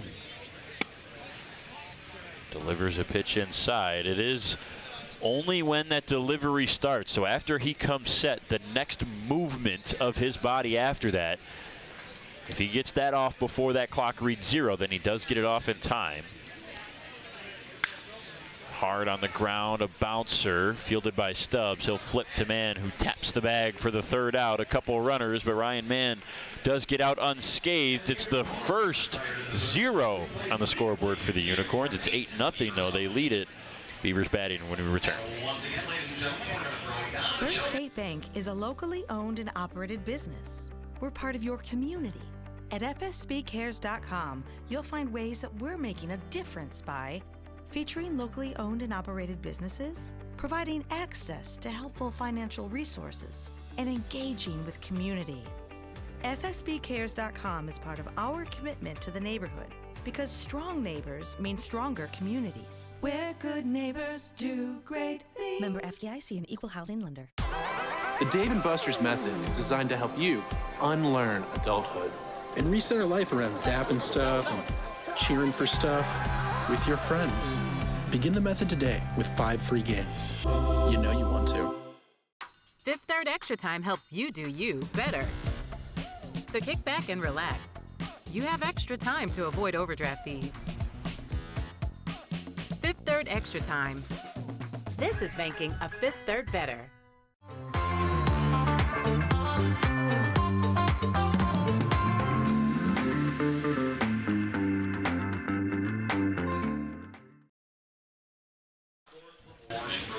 Talked about that sun setting over the grandstands on the 3rd base side of Jimmy John's Field, and now you get a crisp, pristine picture of it as Carsey Walker, the gorgeous day that we have here, has had a gorgeous start so far. 4 strikeouts, just 1 walk. He's only given up a hit, and he is showing no signs, Brady, of slowing down right now. Not only are the numbers good, the stuff looks good as well. And it's always better to pitch when you can be nice and relaxed, have an 8-run lead, so you're a little less afraid to make a mistake. 1-run game, tie game. Hey, you know if you miss one middle, that could flip the whole complexion. You miss a pitch right now and you're Carsey Walker. You still got a touchdown in front of you to work with. They converted the extra point, too. Exactly. Or the 2-point conversion, I should say. Almost football season. I've seen a few. Are we under 100 days away? We should be, right? Oh, we're under 50, I believe. Really? It depends what league. I think the NFL might be just over. But I know here in Michigan, high school's under 4 weeks away from camp opening. Yep. College football, I believe, is about 48 days away from their first game. It's one misses. That's why when you get to mid-July, especially, it's one thing I found as I get older, Brendan, is that you get to mid-July and you're like, all right, summer's kind of winding down. And it's not going back to school at the end of August like you get so used to. You get to after the 4th of July, and you're like, all right, fall's coming. In the air for Pastor off the bat of Stubbs for the 1st out. An easy fly ball out. It's you know, at least for as far as the NFL is concerned, it always feels like, even the week after the Super Bowl, that the next season is right around the corner because the networks never stop talking about NFL football. Well, if we're being honest, football does dominate the news cycle all the time. I don't care. I don't need to know what Dak Prescott posted on Twitter in the middle of June. You know, NFL's the only one that can make their schedule release a network event. Exactly. I do like giving everything its time, especially baseball. Like, there is something, you talk about the ambiance of baseball. When you're sitting inside and it's that cold February, or when there's still snow on the ground in March, and you're getting a little annoyed with how long the snow's been around. Yeah, it's there's a reason why opening day is such a holiday, and here in Michigan, Detroit does it really well. It is one of the, even though the Tigers have been bad, opening day here and then at the USPBL, when we had a huge crowd for the doubleheader, it's a lot of fun, and people get excited for their baseball up here. And I guess that's a instance of absence making the heart grow fonder. 2-1, swing and a miss, 2 balls and 2 strikes on Malik Bolin. Baseball in this state is a beloved sport, and I think all the residents of this state are long overdue for a good major league team to come around sometime soon. Just remember all the, the early 2000s when the Tigers were in the ALCS. It felt like, almost every year it was the talk of the town the whole summer. Yes. 3-2, misses outside. Second walk for Carsey Walker. Bolin reaches for the first time tonight. And it's crazy because you look at some of the best teams in Major League Baseball. The Miami Marlins, for example. That's a 51-win team.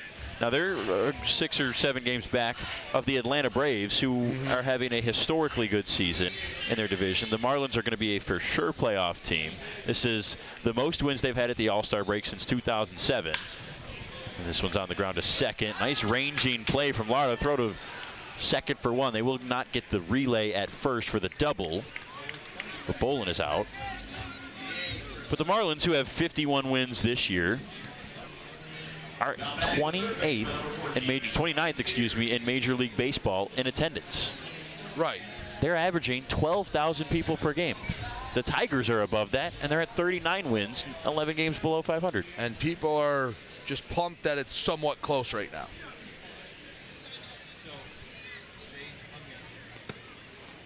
Blocked by Aberrett on that one in the dirt.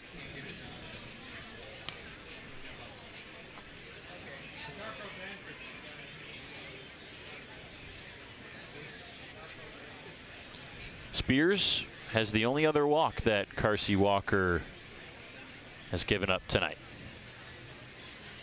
The 1-0 popped him up. Will that stay in play for Aberrett? It's close, and it will. He makes the grab, and that's the third out. Beavers get nothing going again in the fourth. This has been a great start for Carsey Walker and the Unicorns as they lead it 8-0 on the USPBL network.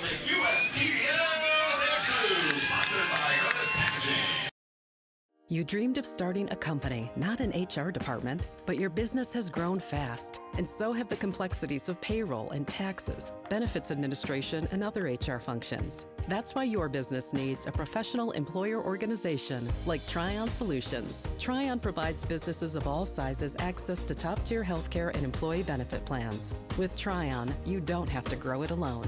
Visit RelyOnTryon.com. You can always rely on Tryon.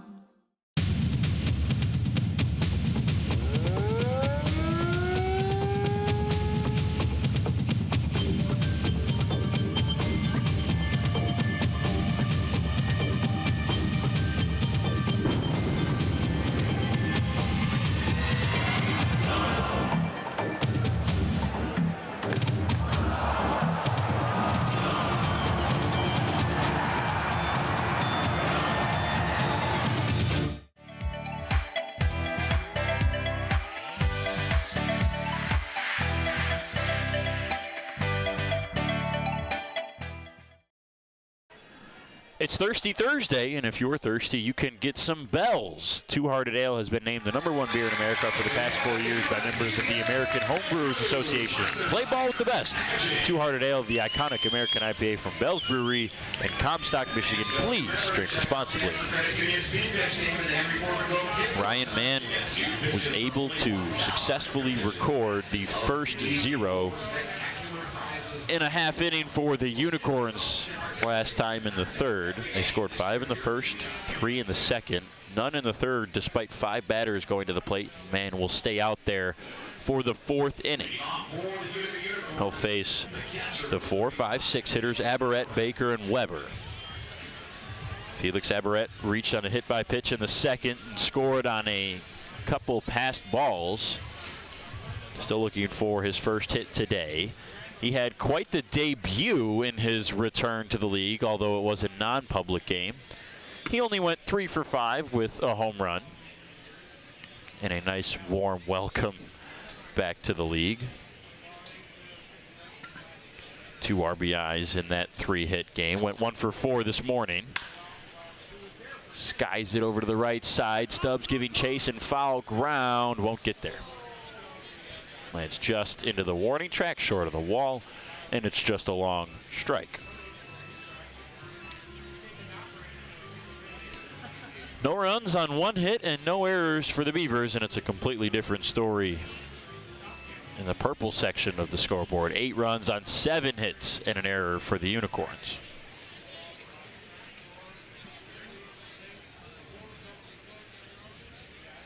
The 1-1. Curveball sliding in there, but missing below.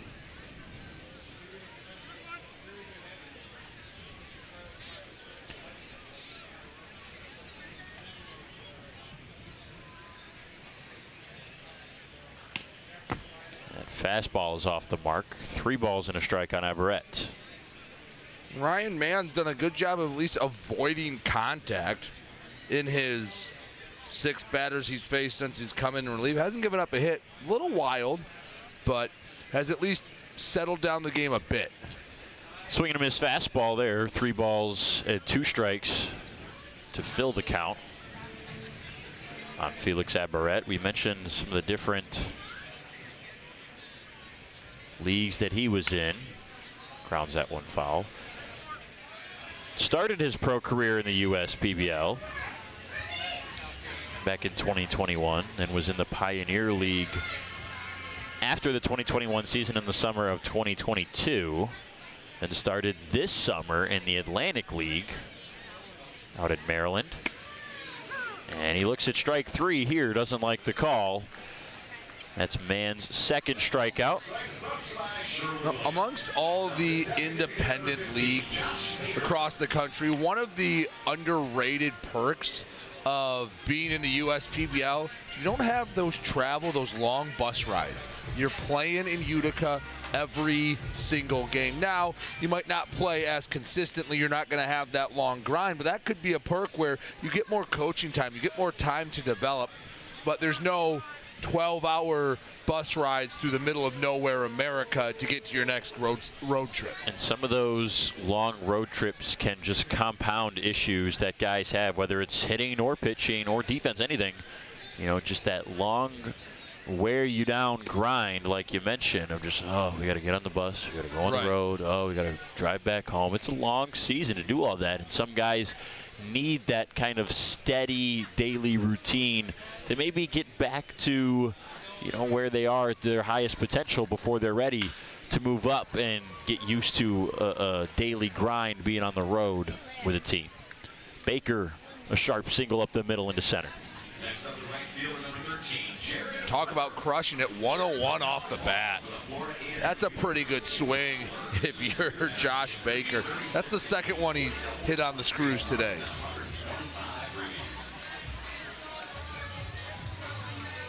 But one guy we highlighted earlier in the game that I think has been a big benefactor of the way the USPBL is set up is Chris Davis, how he's developed and taken that step that, who knows, maybe if he's in another league and he's getting more at bat, sure, you can never tell in an alternate universe.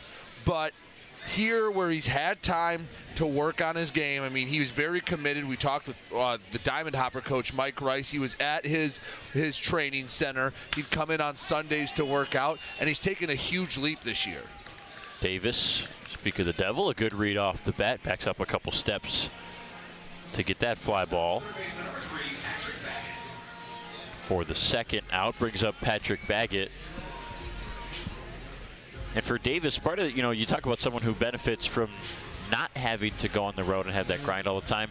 That's why he struggled last year. 22 games with the Beavers last season, hit 173, did not have any power, no home runs, just 3 RBIs. And it was because he didn't have time to get healthy. Right. And that's what he used this offseason to do.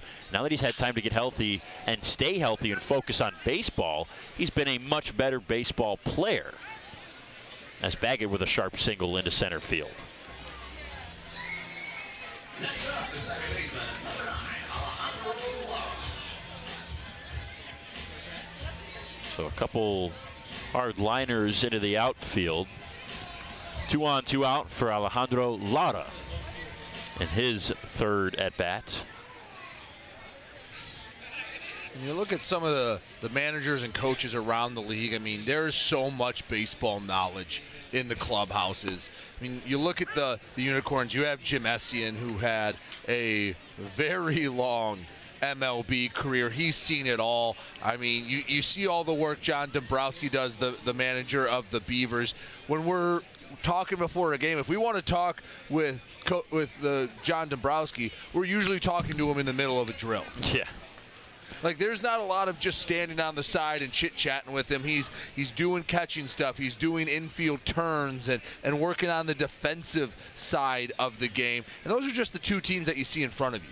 And these coaches make themselves very available to the players in this league. We were talking to Hopper's assistant, Mike Rice, pregame today. And, guys are texting him, hey, can I come hit? Hey, can I come get to the facility? And, even on off days and bad hours, he's, helping guys get better whenever they're asking. Strike 3 called on Lara as he looks at it, a bit of a check swing. I don't think he went around. I think it was a strike anyways. And man gets out of the inning with no damage. Back-to-back scoreless innings. Beavers need some offense, though. We build roads, bridges, wind farms, and pipelines, schools to skyscrapers. Our members create monuments. We operate. We're the operators and mechanics behind the advanced heavy machines that move Michigan forward. We maintain boilers and HVAC. Our members run the complex heating and cooling systems that we all depend on. Our training is second to none, and safety is our priority. We are Operating Engineers 324, and we keep Michigan running. What are the odds that we're neighbors, where you've known each other our whole lives, and both tear the exact same things in the exact same knee? So an ACL tear is an injury to the main stabilizing structure of the knee. You want a good team around you, because then you know that what you're doing is going to help you in the long run. My message to everyone who's helped me, thank you so much, because you guys helped me progress so much. Also hearing it from a friend that's went through the exact same thing, I think sort of helps that know that there's a bright side at the end.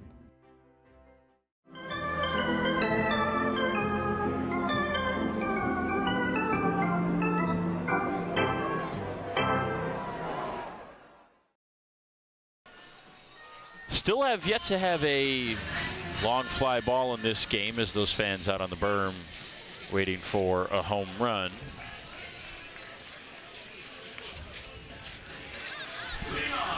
Live music as well in the Michigan Schools and Government Credit Union soundstage here on Heroes Night. We're back in the top of the 5th. The Unicorns leading the Hoppers 8-0. Carsey Walker working on his 5th inning of work, and it's been a good 4 innings so far. Stevenson dribbles the first one foul, no balls and a strike. It'll be Stevenson, Judd, and Wilcoxon, the 7, 8, 9 hitters. Walker, 4 strikeouts, 2 walks, and only 1 base hit so far. It was a double to Luke Stevenson in his first at-bat back in the 2nd. He's been in control, the 8-0 lead. He's really been able to relax and just focus in, not have to worry too much. A 1 swing and a miss. No balls and 2 strikes. Stevenson this season. 4 for 23 before today. Only 8 games played. Breaking ball misses low and away. 1 ball and 2 strikes.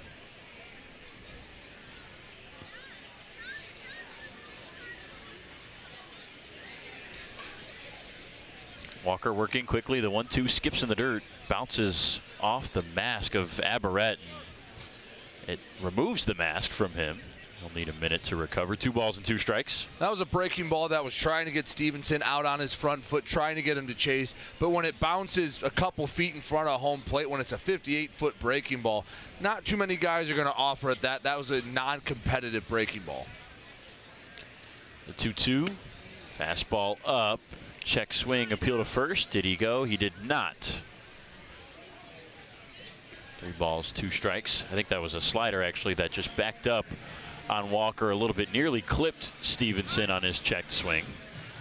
And he'll call time to breathe it over here on the 3-2. See what Walker comes with. Stevenson, fastball hitter. If he gets one he likes, he can turn on it. Payoff pitch. Did go with the sinker inside. That's been the effective pitch for Walker as Stevenson fouls it back. He's gotten a lot of swing and miss on that inside sinker to the right-handed hitters that just dies in on the hands, and a lot of them swing right over it.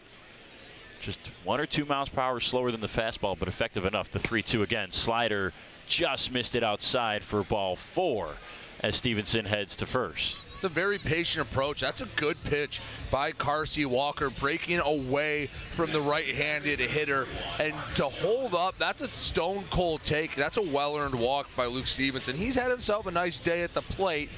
Has struggled a little bit behind it defensively, but has not let that travel with him to the batter's box. Carsey Walker, in his 20 innings of work so far this season, had walked just 4 batters. Marcus Judd takes a fastball in the dirt for ball 1.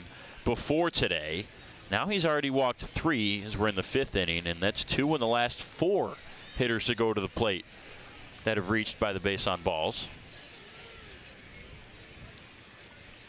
1 ball, no strikes on the righty Judd.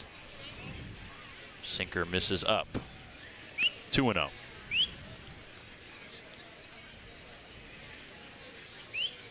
We talked about both of these starting pitchers, Galindo for the Beavers and Walker for the Unicorns, coming off of rough outings. Walker has steadied it. His last start came back on July 1st. The 2-0 skips in the dirt. 3 balls, no strikes. Walker, who's been very, very good at attacking the zone. He's had good command. For some reason, maybe running out of gas a little bit here in the 5th, but he's missed more in this inning than it feels like the other 4 combined. I believe this is his first 3-0 count of the night. By my unofficial scorecard, it is. It's his 4th 3-ball count. See if he can get the zone. 3-0 fastball. Sinker actually drops in there. 3-1. Late break on that sinker. Judd thought he might have worked the walk for a minute, but he knew it when it dropped in there. Stevenson over at first. He's going on the 3-1. Judd hits it on the ground to third. Baggett will scoop. He has no play at second base with Stevenson running on the pitch. He'll just throw over to first to get Judd. That was an interesting scenario because over at first, Jacob Bisharat was not holding on Stevenson, and Carsey Walker didn't really give him the time of day. I guess you could put that down as defensive indifference with it being 8-0 here in the 5th. But Stevenson was able to go on the pitch, and if they hold him on even a little bit, that could have been a double play ball. Now Ben Wilcoxon looks at a sinker in the zone for strike 1. He reached on an error back in the 3rd and then had the base running error of his own where he was doubled off on a soft liner to the shortstop from second base. 0-1. Fastball outside.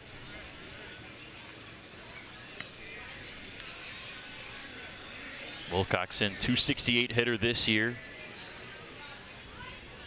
3 RBIs on the season out of Kentucky Wesleyan. Was teammates with Hopper's first baseman Joe Burke at Wesleyan. The 1-1. Fastball fouled off to the first base side.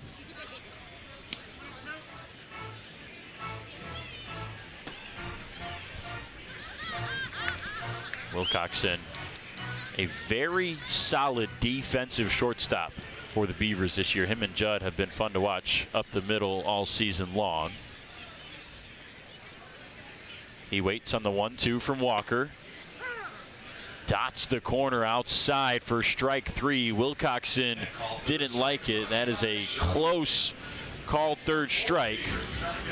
Been borderline, but that pitch has been called a strike. It was a strike in the bottom half of the 4th, and it's a strike in the top half of the 5th. If you're going to give a little off the plate or somewhere, try to give the pitcher the pitch, give it the whole game and stay consistent and let the batters adjust. Davis fouls the first pitch back as the lineup flips over. He's 0 for 2 today.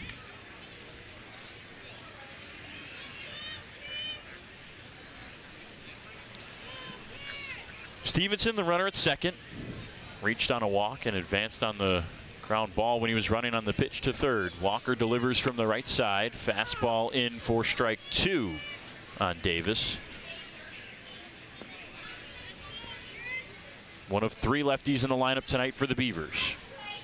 The lefties are hitless in this game, a combined 0 for 6 right now. Walker works third base side of the rubber, delivers the 0-2. Little bouncer on the ground, backing up is Bisharat. He'll field it himself. Step on the bag as he waves off Carsey Walker for the third out. The Beavers get a base runner, but nothing more as he's stranded in scoring position. It's still 8-0 Unicorns. We'll head to the bottom of the 5th. How do these business owners find the time for peace of mind? Because they rely on Tryon to handle difficult and time-consuming HR tasks like payroll, benefits administration, and more. Working with Tryon, one of the nation's top professional employer organizations, provides access to top-tier health care and employee benefit plans and its team of attorneys and HR experts. With Tryon, you don't have to grow it alone. Visit RelyOnTryon.com. Always rely on Tryon. Fifth Third Bank. Yeah, it's a quirky name. But here's the thing. 5/3 equals 166.7%. So we put 166.7% into everything we do. Like automatically getting you your paycheck up to 2 days early. Giving you well-deserved extra time to avoid overdraft fees. And helping you borrow from your future self. This is banking a Fifth Third better.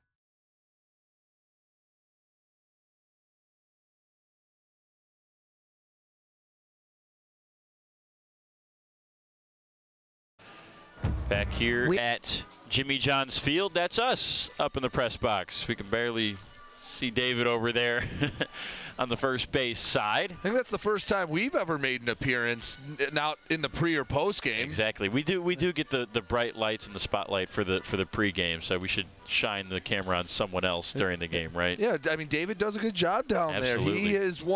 He is one of our hardest workers. There's some fans out there at the Chevy Pavilion in left. We're in the bottom of the 5th. It's 8-0 Unicorns. Ryan Mann still working, trying to rack up some innings for this Beavers team that needs it. It started with Jesse Galindo, who only went through 1 inning, gave up 5 runs on 7 hits, all of them earned.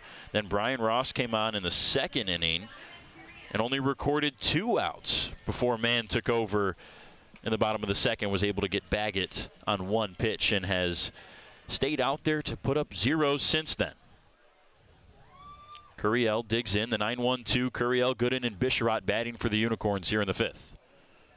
First pitch inside and fouled away the opposite direction. Curiel 0 for 1 with a walk his last time up. Man, the tall, 6'5", slender, 180-pound, 25-year-old on the mound. Curveball misses inside. Pretty good looking pitch on the low inside corner. Tried to come through the front door, just couldn't find it. Works from the first base side of the rubber. Sets, delivers high, nearly hit Curiel. He's able to duck out of the way. 90-mile-an-hour fastball riding in, and it's just ball 2. It's a pretty scary thing seeing a 90-mile-per-hour fastball come up and in on you. Curiel did anything he could to get out of the way. He kind of dove, got down on all fours. That's just instincts right there. 2-1, swing and a miss. Strike 2. Curiel behind on the fastball, 2-2. And look at that, the art of pitching. High and in with the fastball, and then on the outside part of the plate, that same pitch. Curiel takes the time, and I think that's a well-used timeout. Takes a second to recalibrate and readjust. Man works from the windup, faces home plate, then backs up with that right foot on the rubber towards first base as he slides and delivers the 2-2. Curiel softly loops it into right field for a base hit as it drops in front of Ray Hilbrick for a leadoff man on for the Unicorns. It's a nice approach by Curiel. He did use that timeout very well and was able to get a leadoff hit.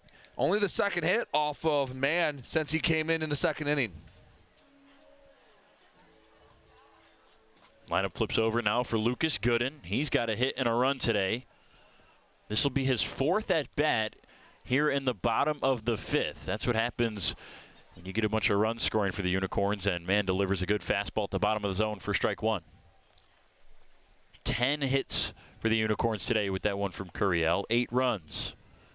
Mann works from the stretch. Now delivers. Slider in for strike 2, bottom of the zone. Quickly 0-2.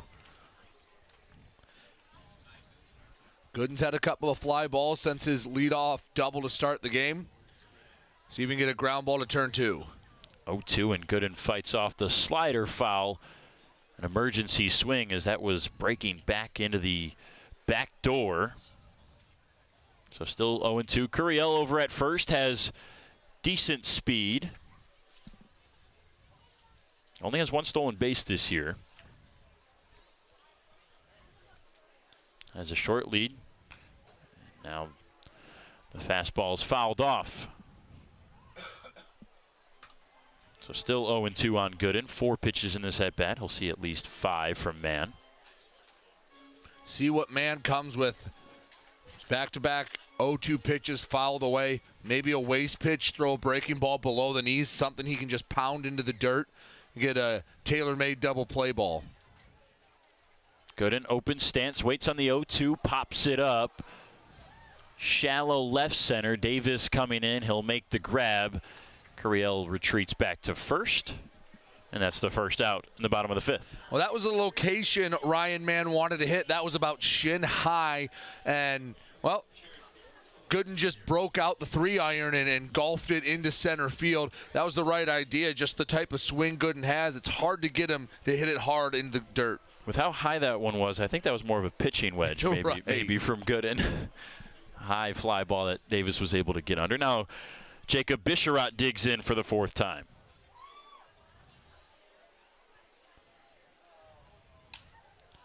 Looper to right, coming in, charging is Hilbrick. He won't get there, has to pull up on it and let it drop in front of him. A first pitch base hit for Bisharat, the second base hit for him today. How about that? The baseball gods even it out in the same game. His second at-bat, he hits on the screws, one of his hardest hit balls of the season, right at the left fielder Ramirez. 2 at-bats later, he comes up, he gets jammed, fooled, doesn't hit it hard at all, and it bloops right into right field. First and second, 1 down for Nick Pastor. Has scored twice today already. Slider on the ground to first. Stubbs will pick it up. His only play is to go to Mann covering the bag. Both runners advance. Second and third, 2 outs. Put out goes 3-1 on the ground out from Pastor. That brings up Felix Aberrett, who's now officially the only Unicorn without a hit, as Curiel got the base hit to lead off this 5th inning.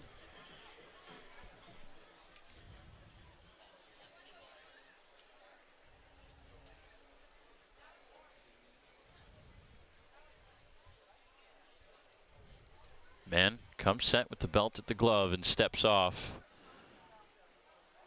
Did he get the pitch clock violation there, or did he step off in time? I believe they're going to count that as a disengagement. I don't see anything going up on the scoreboard. Didn't see anything signaled from the umpires. So still no balls and no strikes. Delivers the first pitch, and it's popped up right side of the infield. It will sneak over to foul territory. Mann and Stubbs converging. Stubbs picks it up on the Jimmy John's logo. Luke Stevenson, the catcher, was running over and slipped on the on-deck circle. And they get a good laugh out of that. The Beavers still trailing 8-0. They'll bat in the 6th when we come back.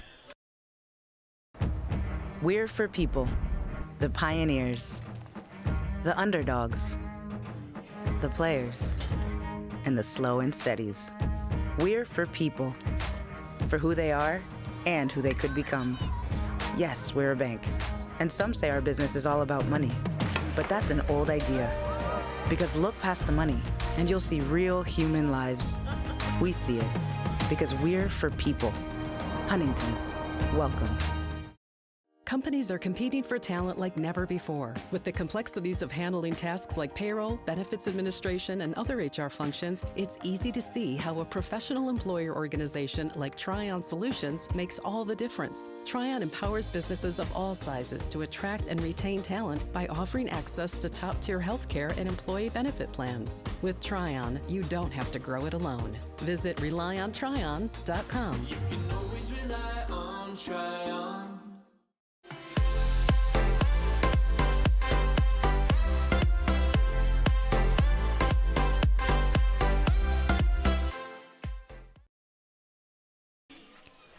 Partly cloudy skies. The sun is starting to set here at Jimmy John's Field. We're in the 6th inning, and Carsey Walker, 70 pitches deep, is still out there. It's been a good start for him. No runs yet through the first 5 innings. Lost the command a little bit last inning. Recorded his 3rd walk to the leadoff hitter, Luke Stevenson. Then got another 3-ball count. The next batter to Marcus Judd, but was able to get Judd to ground out, struck out Wilcoxon next, and then got Davis to ground out. So Walker has earned the right to come out in the 6th. He'll face Ramirez, Stubbs, and Bolin, the 2, 3, and 4 hitters in the lineup. He has struck out Ramirez twice and Bolin once. 3 Ks of his 5 coming in this 2-3-4 stretch. And Jim Essie and Hastel love what he's seen from Carsey Walker. They have a game tomorrow. They're running it right back.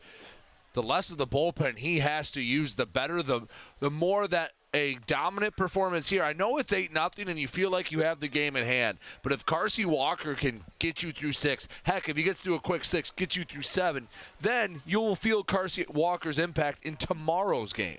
Sinker drops in for strike 1. Walker tries to go back to the well for the 2nd time and misses more inside with the sinking fastball. 1 ball and 1 strike on Ramirez. 0 for 2 with both strikeouts tonight. The 1-1 skips in the dirt, fastball away. 2-1.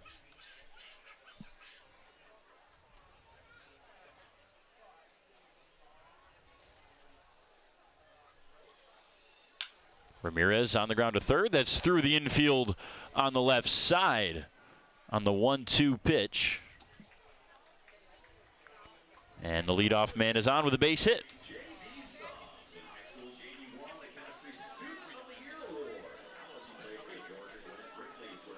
That'll bring up J.D. Stubbs, who's also 0 for 2. That's just the 2nd base hit that Walker has given up in this game. And a guy that's been pitched to contact's had a decent amount of strikeouts and hasn't really given up too many base hits. Ramirez going on the pitch. Stubbs fouls it out of play. It will just sneak over the net. Ramirez got a great jump over there at first. Likely would have been in scoring position had Stubbs not swung, but instead it's strike 1. And again, last inning, remember, Luke Stevenson got a big jump. Bisharod over there isn't even holding on Stubbs, and now he'll at least walk behind him to make him think about it. Beavers still looking for their first run. They trail 8-0, and Walker is going to step off as Ramirez is dancing over at first, and that's causing a little bit of distraction for the 23-year-old right-hander.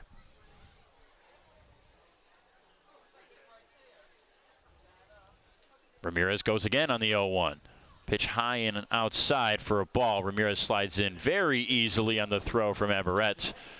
That was not in time. So man in scoring position on the stolen base for Stubbs now. And it's that new style of technique leading off of first. So usually the old style was you start with your foot on the bag, you go 1, 2, 3, crossover, that's your lead. Depending on how fast or slow you were, you adjust it accordingly.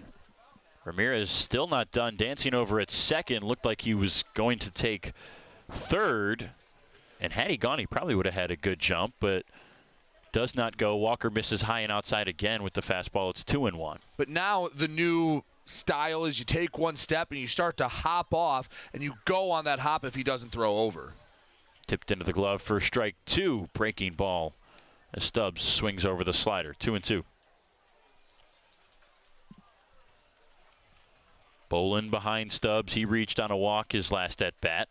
Beavers looking for any way they can muster up a rally. Walker with the glove at the belt. Checks the runner once, twice. Now the runner goes to 2-2. Aberett can't grab it cleanly. It missed outside for ball 3. And Ramirez is now on third base with another stolen bag. Aberett, I think, was a little more worried about the throw than catching the ball. But that's a good job by Ramirez. Walker's more focused in on the hitter. Why not try to create a little bit of your own luck? I mean, 8-0 here in the 6th. Try to do whatever you can to spark a rally. Heck, right now the goal is just get Carsey Walker out of the game. Now Stubbs just needs to put the ball in play to try to score Ramirez. The 3-2 is fouled off to the left side. A long at bat. We mentioned Walker starting this inning with 70 pitches. He threw 4 to Ramirez. He's already thrown 6 to Stubbs. He'll see the 7th in a few moments. Walker works from the third base side of the rubber, holds the glove at the belt, looks in, delivers the 3-2. It's on the ground to second base. Charging is Larda. He will not go home with the throw. He'll go to first. With an 8-run lead, the Unicorns will let the Beavers get one on the ground out from Stubbs as Ramirez crosses the plate. It's 8-1. And that's the right move by Lara. He looked and, well, I think Ramirez had decided as soon as there was contact, he was heading home. But you're up 8 runs. You throw home, you don't get it. That gives the Beavers a little bit momentum. Take the out, hit the reset button on the inning. Now, nobody on with one away. Bolin fouls first pitch slider back.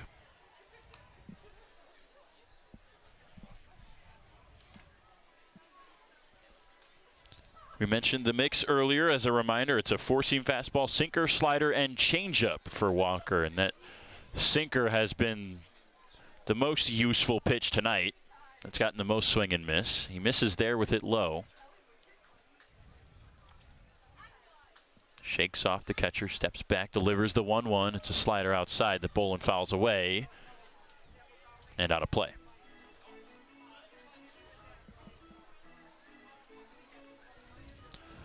One and two, 6th inning, brought to you by Valpak here on the US PBL Network. 8-1. Unicorns lead the Beavers. Walker, the 1-2. Sinker outside, doesn't find the zone. 2-2.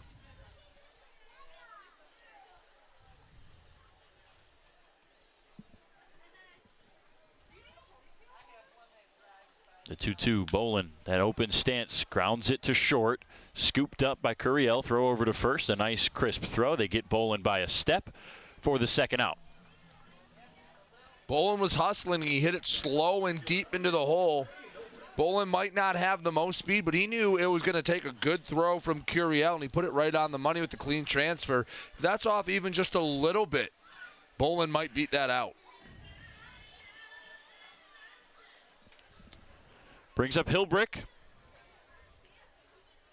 Reached on a fielder's choice last time, grounded out the first time. First pitch swinging, puts that onto the center, charging his Pastor. He'll get under it and make a nice running grab. The Beavers finally get a run across, but that's all. It's 8-1. They still trail as we're heading to the 7th on the US PBL Network.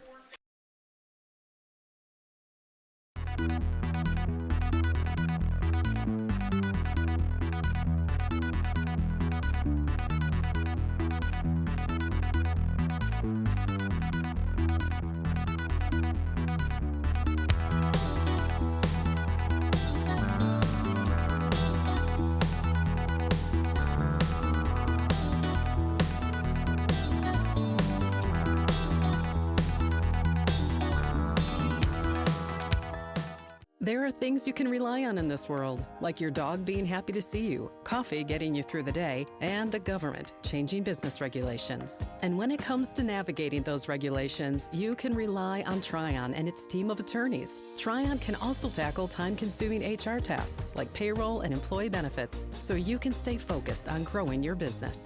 With Tryon, you don't have to grow it alone. Visit RelyOnTryon.com. You can always rely on Tryon.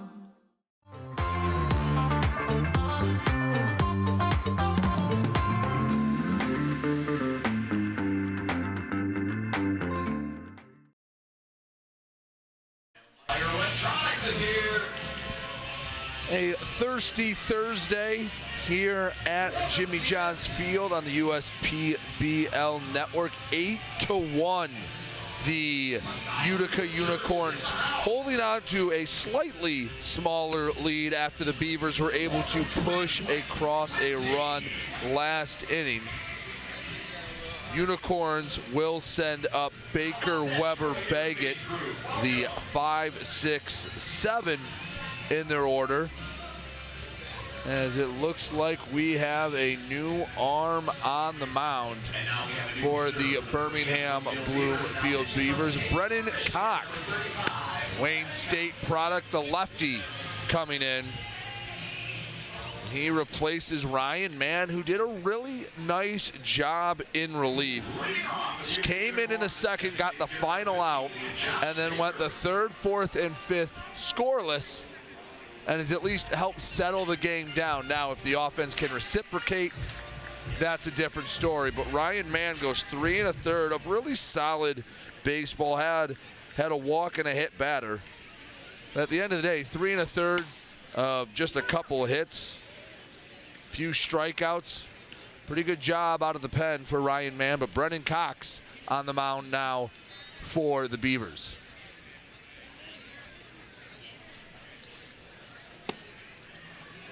Baker takes strike 2 from the lefty Baker. Excuse me, from the lefty Cox against the lefty Josh Baker.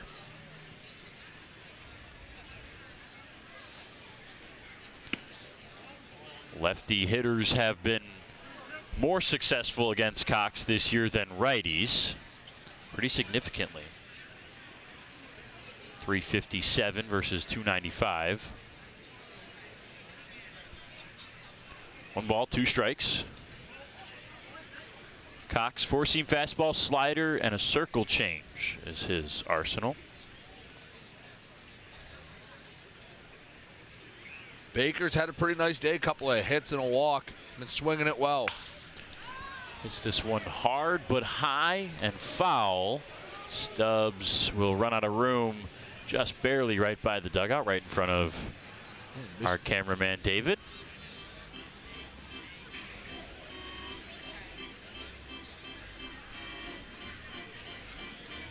Hard to tell right down the line on the right side. At least from our vantage point. It's a long run that these corner infielders have to make. Reminds you of the Oakland Coliseum here at Jimmy John's Field. The 2-2, swing and a miss. Baker over top of the slider, and Cox quickly gets in and gets a strikeout.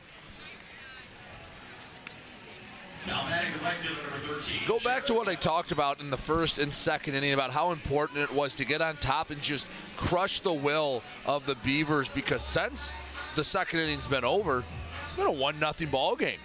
If you don't get those add-on runs, let's say you only get 3 in the first, 1 in the second, 4-1 feels very doable at this juncture, especially when you know Carsey Walker's getting near the end of the line. Walker finished his 6th inning last time out. There's action in the Unicorns bullpen. No word yet as to whether he'll come out for the 7th or not. Cox lands the fastball, so it's no balls and 2 strikes. Jacob Harsany warming up in the pen. Swing and a miss. Fastball again, and quickly 2 strikeouts, 1 swinging, 1 looking for Brennan Cox. That brings up Patrick Baggett with 2 down and nobody on.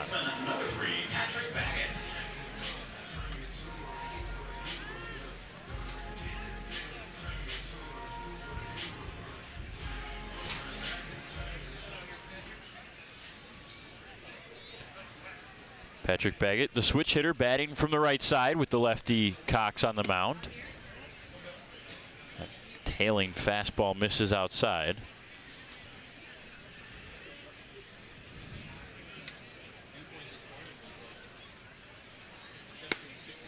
Slider drops in there. That's a good looking slider tonight from Cox. He really is liking that pitch so far. That slider that has been going really well for him. Couple that with perfect placement and an umpire that's been giving the outside pitch to righties. That's a perfect recipe. Swing and a miss. Fastball under the bat. Got it by him. 1 ball, 2 strikes. It's just the 7th at bat this year that Baggett has taken from the right side. He's only faced a lefty 6 other times. There's no lefties in the league. 2 hits of those 6. Yeah, if you want to face lefties, you got to play the Beavers. 1-2. Swing and a miss. Slider got him. A 1-2-3 inning for Brennan Cox. All of them strikeouts. 1 looking, 2 swinging. Well, into the 7th on the USPBL Network. We played 6 complete as the Unicorns 8, the Beavers 1.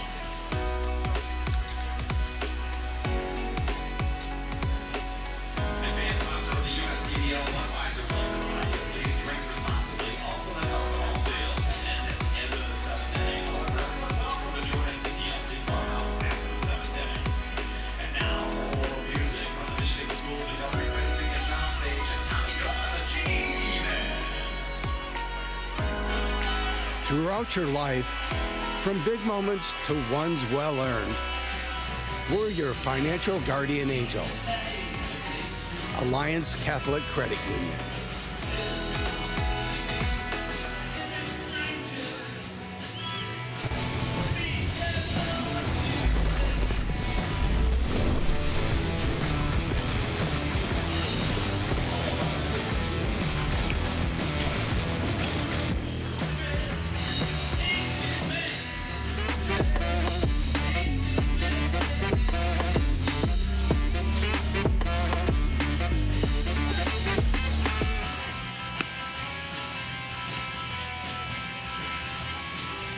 Good day for baseball. A lot of fans hanging around still, despite. He is enjoying himself. You think? Yeah. I wonder if it has anything to do with what's on the table there. Could be, could not. It's a good thirsty Thursday to stop by Jimmy John's Field, grab yourself a drink, some popcorn, watch some baseball. If you're a Unicorns fan, you're happy tonight. It's 8-1 as the boys in purple lead it over the Beavers. Thanks in large part to Carsey Walker, whose day is done. He'll be replaced by Jacob Harsany. Walker goes 6 innings, just 2 hits, no runs, 3 walks, and recorded 5 strikeouts in this game. Got some live music out there in right field as well. And Carsey Walker, I mean, if there's one thing to nitpick, I mean, most competitors always look at something. Walk number just a tad high with 3 through the 6 innings. But besides that, he was fantastic. The strikeouts were up as well. And Luke Stevenson had a hard hit double. That was really the only really hard hit ball off of him. That flew off the bat. Harsany, the 23-year-old from Warren, Ohio, delivers a strike 1. Sinker, slider, changeup for this reliever out of Ashland. Spent 3 college seasons there. Spears waiting on the 0-1, and it's outside.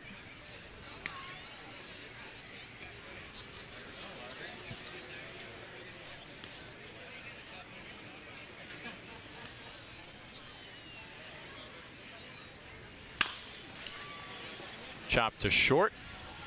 Curiel will field and fire and get the first out. Put out goes 6-3. That brings up Luke Stevenson, who's been the only guy that could get to Carsey Walker. Reached in both at bats. The one was the aforementioned hard double that you mentioned, Brady, and then a walk his last time up in the 5th. We'll see what he can do against Harsany. And for a guy that was boom or bust coming into the game, doing a nice job, try to level the numbers out just a little bit. Again, you love the power he's shown, but at a double, at a well-earned walk, to the mix after a battle. See what he does now that he sees a different pitcher. Stevenson was actually the only Beaver that Walker could not retire. That fastball skips in the dirt. 2 balls and no strikes from Harsany. 9 innings of work this year for Jacob. This is just his 5th appearance. He's given up 7 runs, 6 of them earned. Has yet to walk anybody. Has recorded 6 strikeouts. Stevenson, a fly ball to right. Charging in is Weber, and he won't get there in time before it drops foul.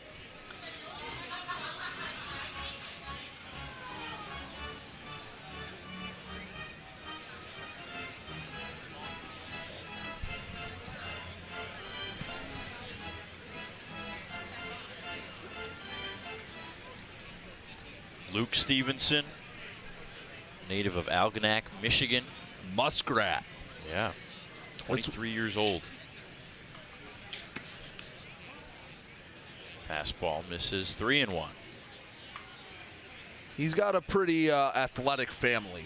Yeah. I mean, his brother is going into his final year of college ball. His younger sister, a University of Michigan softball commit. So it just, and then you look at what Dad and what Grandpa both did. I believe it was Grandpa played at Michigan as well. It's he hit the genetic lottery. He's doing pretty well in the Stevenson household. Yeah, Luke was able to play with his brother at Xavier actually for a year. He was at Xavier for 3 seasons before COVID and then transferred to Elon in North Carolina for his final 2 college years. And he looks at strike 3. Thought he had ball 4 and was going to reach for the 3rd time tonight. Instead, he goes down looking, and that's the first strikeout for Jacob Harsany. Stevenson was actually a part of a game when they took on the Diamond Hoppers, where it was him, Ryan Carolden, and Whit Hughes, all who played in the same league in high school or playing against each other in pro ball. And it was kind of a cool moment to have pitcher, catcher, and hitter that you had in high school do it against each other in the professional ranks. That's the thing about the baseball world, that no matter where you go, it is so deeply connected. The web that each person in baseball has to other people, that same web is connected to other people that other people know. No matter where you go, oh, I played for this guy who knew this guy, and that was my dad's friend, and it's just, no matter what, it's always connected in this game of baseball. Especially nowadays with travel ball being the way it is, and it seems like you're playing in the same organizations, and you're not just playing with kids from the same town or the town over. I mean, those high-level travel teams, it'll be state all-stars. Some kids will travel out of state to play with certain teams because at the highest level, they find the best of the best. I mean, the MLB draft just happened. You look at how some of those guys are connected, and the travel ball, they had all the prep players that were taken. And that's the thing, too, is for those kids that do play at schools where it's just the kids from the school district and whatnot, then they play with different players in travel ball from all over the place. Judd looks at strike 3, and he cannot believe it. That is pretty well inside. That's the 2nd strikeout looking for Harsany, the 3rd out. Now we'll head to the bottom of the 7th inning stretch, brought to you by Genesis Credit Union and Take Me Out to the Ball Game here in the USPBL Network.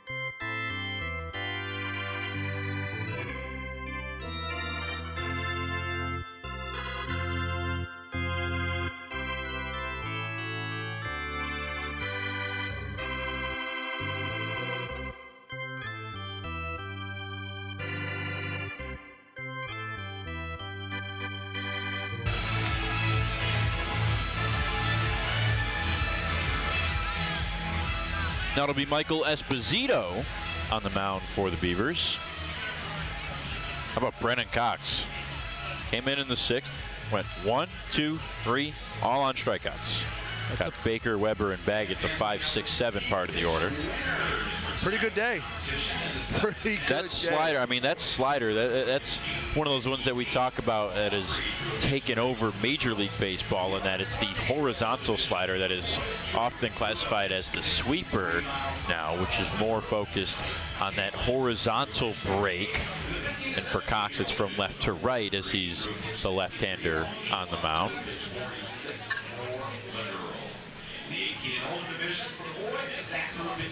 It'll be another left-hander, Esposito. Perhaps the velocity leader in the league right now. Oh, yeah, he does throw very hard. But I was to say, with the scheduling, you know, I talk about how it can help you when you're struggling, but when you're someone like Brennan Cox, you're probably thinking, all right, when's the next game? Oh, it's in a week. And you're going to, off this really strong performance, you're going to be ready to go out and duplicate it, and you're just going to be kind of sitting on your hands, itching to get back out there.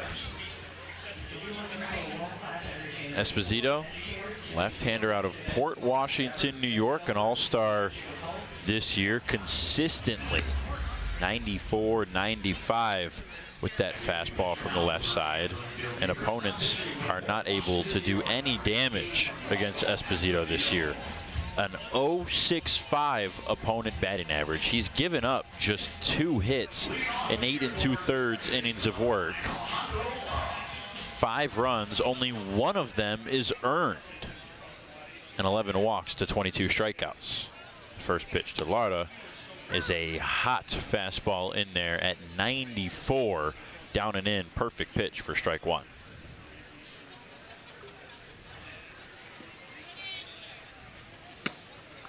That riding fastball up. Lara well behind 0-2. I don't know how you catch up to that thing. Yeah, 94 at the letters. You have to be sitting fastball. Otherwise, he's going to make you look silly. And it only took 3 pitches. Fastball, fastball, fastball. Here it is, hit it. Lara couldn't. That's the 4th unicorn in a row down on strikes. The first one for Mike Esposito. And that's what you love to see out of the pen. Come out, throw smoke, dare someone to hit it. Throw strikes. You know, coming out of the pen, guys aren't going to get second looks at you, so you can empty the chamber immediately. And Esposito is throwing that heat. He is equipped with a slider and a changeup as well. The slider comes out occasionally, the changeup even less. Throwing a fastball like this doesn't need to. 0-1 on Curiel, another fastball, and he was able to hold off. Nice job by Donovan. Thought about it for sure, but laid back. Maybe you mix in a changeup just to make the batter think about it. Don't even try to put it in the zone, but man, this fastball's got life. That one, 94 again. Swing and a miss, strike 2.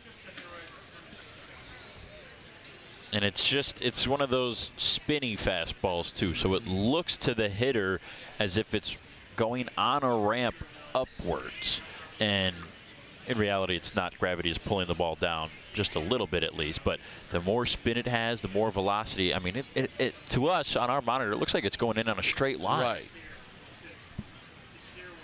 1-2 on Curiel. That one misses.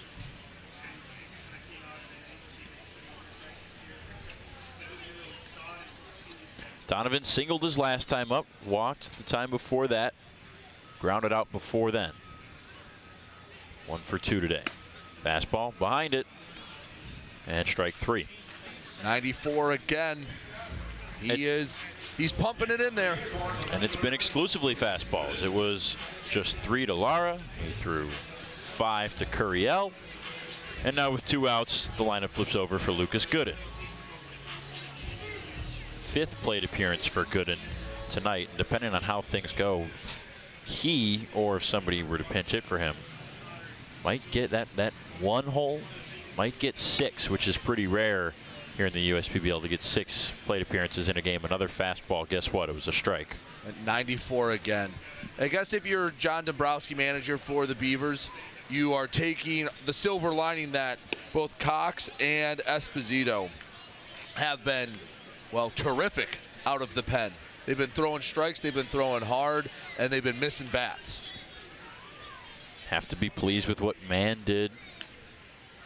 Cox as well, obviously. When you think about it, the pitchers that struggled in this game for the Beavers struggled for an inning and 2/3. Right. Galindo couldn't get out of the first. Well, he did. He had a bad first inning, which 5 runs came around on 7 hits.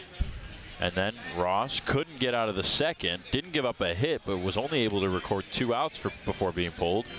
And then Mann came in and went 3 1/3 scoreless. And then Cox went a scoreless inning. And now Esposito is a strike away from doing the same thing. And since Mann's come in, it's been no runs on 4 hits for the Beavers. The 2-2. 3 balls and 2 strikes. Partner, I'll give you one guess as to what this next pitch is going to be. You know, I'm going to have to go out on a limb and say it's going to be a fastball, a challenge pitch, probably above the belt. I like that. 3-2. Fastball in and fouled back. Was a challenge pitch. Gooden fought it off. I give him one more. If Esposito doesn't get him here with the fastball, he'll pull out the slider. I don't know. I think he's just going to keep humming that fastball in. Maybe in a closer game, but 8-1, I think Esposito is going to try to overpower. 3-2. Fastball in. Gooden popped it up. Fouled. The Stubbs have room on the right side. It looks like it. He does. Stumbles a little bit, but he's able to make the grab. Michael Esposito throws gas and records 3 outs easily in the 7th. We'll head to the 8th. Slide into a new home. Work with a local mortgage pro who works for you. Get a cheaper, faster, easier home loan. Find a mortgage broker near you today at findamortgagebroker.com. Make your move with a quick and easy mortgage from Genesis Credit Union. We have mortgages that fit your life. Genesis Credit Union. Visit us today.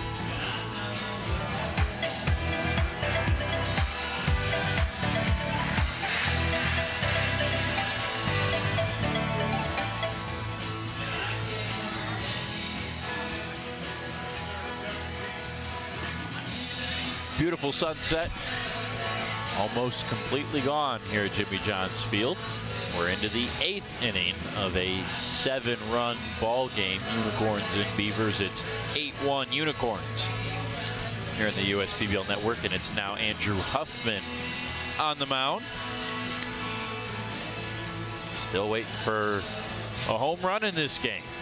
Ball was carried. You and I, you know, it's in BP. We talked about it. If it carries in BP this year, it doesn't carry in the game. Now, granted, the offense has been down a bit all year, so it's not as if we've had an abundance of home runs. And just on the days we notice it in BP, it doesn't happen. But man, Brennan, there were guys just putting them over the hill and right. There were guys putting them over the fence in the second fence with the black tarp and left, over trees, hitting moonshots. And I know that it's against the BP pitcher, but Unicorns put up 8 runs, and none of them were on the long ball. None of them were on hard hit balls. Just perfectly placed ground balls and singles. There was maybe 1 or 2 mixed in there, but yeah, none that we even went, ooh, that's got a chance. Right. So now Andrew Huffman's turn. Harsany came on for an inning of work in the 7th and was able to get 3 outs, 2 of them strikeouts, and now Huffman, the strikeout leader for the Unicorns, will take over. And we have a new pitcher now for the Utica Unicorns. Now pitching from Birmingham, New York. Leads this Unicorns team on the pitching staff with 24 Ks this year. He's averaging 18 per 9 innings. 24 Ks, 12 innings of work.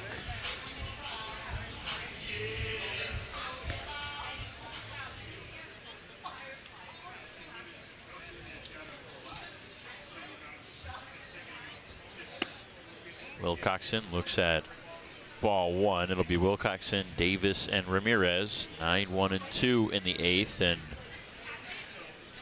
feels like it's not literally the last chance for the Beavers, but if you want any hope, you would think they would have to score something this inning, right? Yeah, and while yes, the beauty of baseball is there is no time limit, and that if you want to come back, you have the ability to. You just have to not make outs. But the pitching for the for the Unicorns has just been too strong. I mean, as a staff, mostly Carlos Walker to this point, 7 innings, 2 hits, only 1 earned run, 6 strikeouts, 3 walks. They've done a pretty nice job. 2-1 on Wilcoxon, and this is the wrong guy for the Beavers to face if they want to start a rally. Huffman just fills up the strike zone as he does there. 2-2 with the fastball at 92. Does walk a decent amount, almost 8 per 9 innings, and I think if you're looking for a pitcher that you would maybe target to start a rally, it's a guy who gives up a free pass. Right. More often than not. But the best way I've heard guys describe pitchers like Huffman, the high strikeout, high walk, hey, they know how to get themselves into trouble, but they know how to get themselves out of it as well. I've heard also effectively wild. Yep. Is a good way to put it. And I think that's kind of what we see with Huffman. It doesn't seem as wild as maybe the numbers would lead you to believe. 3-2. Fly ball to right. Charging and making the grab is Weber. A nice play. And sometimes what you'll see with pitchers and the stats is averages can lie. And what I mean by that is you get a guy with a high strikeout and a high walk. You might get an appearance where he walks done and strikes out 6, but then the next time he walks 3 and only gets 1 strikeout. So the averages say you'll get 2 strikeouts and a walk an inning, but really it just depends if the guy's on or not in that particular day. It's always about the consistency. There's more value as Davis puts this one easily out into left field. His first hit of the day. There's more value, it seems like, to coaches and general managers, to the guy who maybe isn't going to go give you 9 strikeouts, but you know he's going to give you 4. Right. And walk maybe only 1 guy, and that's what it's going to be every single time. Well, it's the old cliche. They want the most predictable player out there. You can't defend a walk. Right. You cannot defend a walk, and when those start to pile up, that's when it makes it tough for a manager to put you out in a high leverage situation.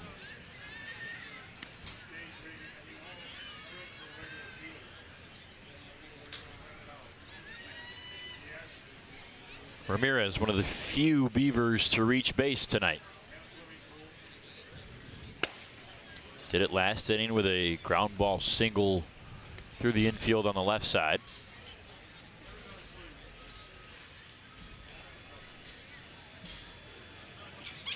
He's the only Beaver to come around to score. The 1-1. Davis over at first, takes a decent secondary lead. 1 ball, 2 strikes on the foul tip. MLB All-Star break ends, I guess, today, technically, because the games start up again tomorrow. Today's the last day for a lot of teams. Ramirez looks at strike 3. It's the second out. Tigers, team to watch locally. They're out still on the road for a little bit. They've got 3 against Seattle and then 4 against Kansas City tomorrow. Talked about the Marlins earlier today. They've got a good, intriguing series with the Orioles. 2 pretty good ball clubs. Just a couple 50-plus win teams sitting at second in their divisions. It's crazy. The Marlins are behind at 53 wins. They're behind the Braves in the NL East. The Braves are the best team in the NL. And the Orioles at 54 wins are behind the Rays in the AL East, the best team in the AL. The Rays struggling a little bit, though. They end the break losing 7 straight. Most they've had since 2021. Consecutive losses. Unlike the USPBL, with in Major League Baseball, it feels like it's usually top heavy, and this has really been the most parity-filled year in the USPBL. Usually there's one team decidedly on top, one team that's decidedly near the bottom, and the other 2 battling out for second. Long foul ball run for Baggett. Almost got there in time, but doesn't. And J.D. Stubbs will stay alive for another pitch. There's a lot of surprise teams. The Marlins definitely are a surprise team. I think the Orioles fit into that category. Another good game tomorrow. Diamondbacks and Blue Jays. The Diamondbacks, a surprise team. 52 wins at the All-Star break. They're young and they're fun. Yes. You want to talk about young and fun? Cincinnati Reds start their second straight series with the Milwaukee Brewers tomorrow. The Brewers sit in second place behind the Reds in the NL Central. Ooh, Stubbs thought he looked at strike 3, I think. Most people did, and it's ball 1. A bit outside. Just a bit outside. Well, the outside corner has been extended a little bit. That's why Stubbs maybe wasn't quite sure. Check swing, appeal. Did not go. 2-2. I think that one was a lot closer than the previous one. Angels and Astros. Shohei Ohtani against JP France tomorrow. That'll be a good one. 9:38 p.m. out there in California. Angels come to Detroit in a couple of weeks to face the Tigers. And if you're local and you're listening, you better be checking out tickets, because if you don't want to go see Shohei Ohtani, I don't know what to tell you. We are literally living through the prime of the greatest baseball player of all time. And I don't think that's hyperbole. Not at all. I really think that he has put 2 of the best seasons you'll ever see together. What he did in the month of June, Stubbs lines this one out to Pastor, who makes an easy grab. We'll pick it up when we come back in the bottom of the 8th. The Unicorns batting with a 7-run lead here on Thirsty Thursday on the USPBL Network. The Dave & Buster's method is designed to help you unlearn adulthood and discover the funner you hidden within you. The you that doesn't think about adult things and stuff. Ashley, I don't want to hear anything about your car registration when we're at Dave & Buster's. Okay. The you want to be. Let the Dave & Buster's method illuminate you. Begin the method today with 5 free games. You know you want to. First State Bank is a locally owned and operated business. We're part of your community. At fsbcares.com, you'll find ways that we're making a difference by featuring locally owned and operated businesses, providing access to helpful financial resources, and engaging with community. fsbcares.com is part of our commitment to the neighborhood, because strong neighbors mean stronger communities. Where good neighbors do great things. Member FDIC, an equal housing lender.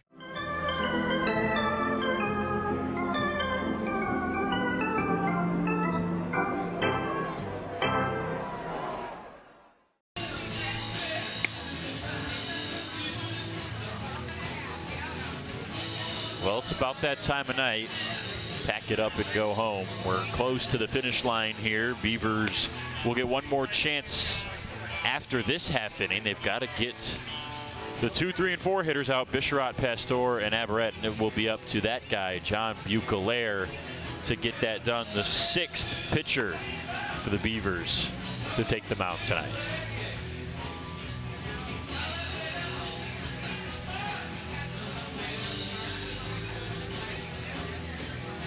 Bucalaire has been one of the better relievers in the league this season.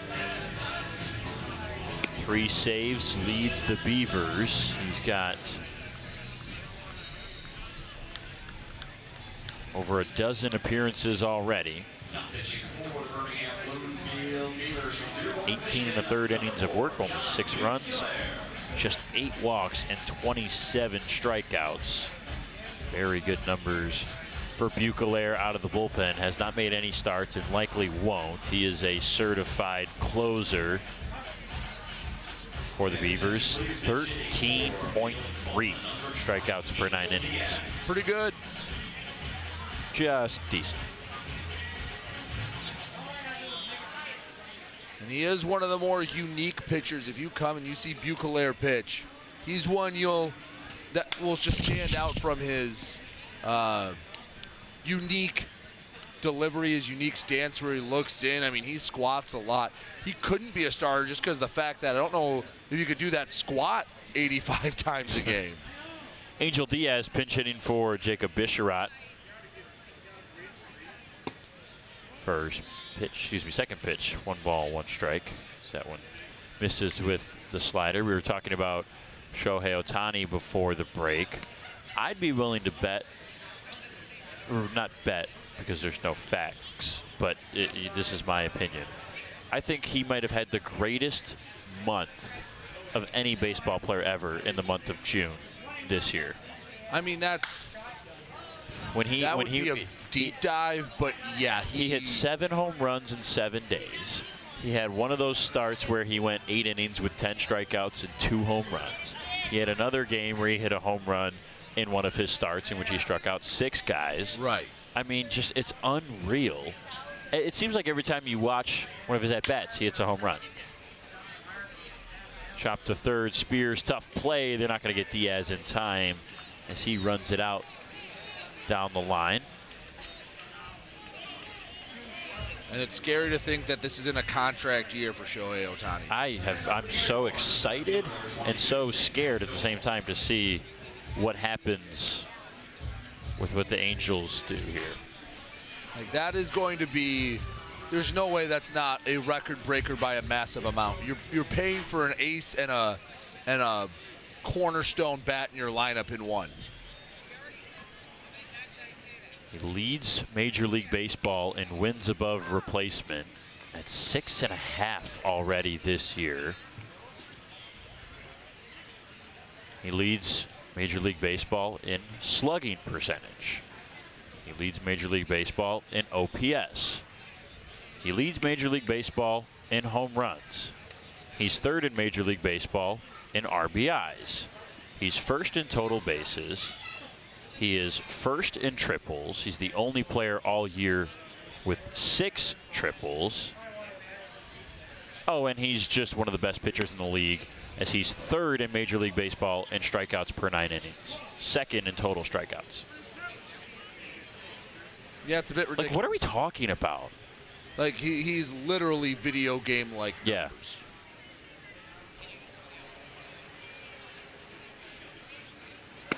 Pastor takes the ball outside. 2 balls, 2 strikes. Nick, an RBI single and a run scored back in that 5-run first inning.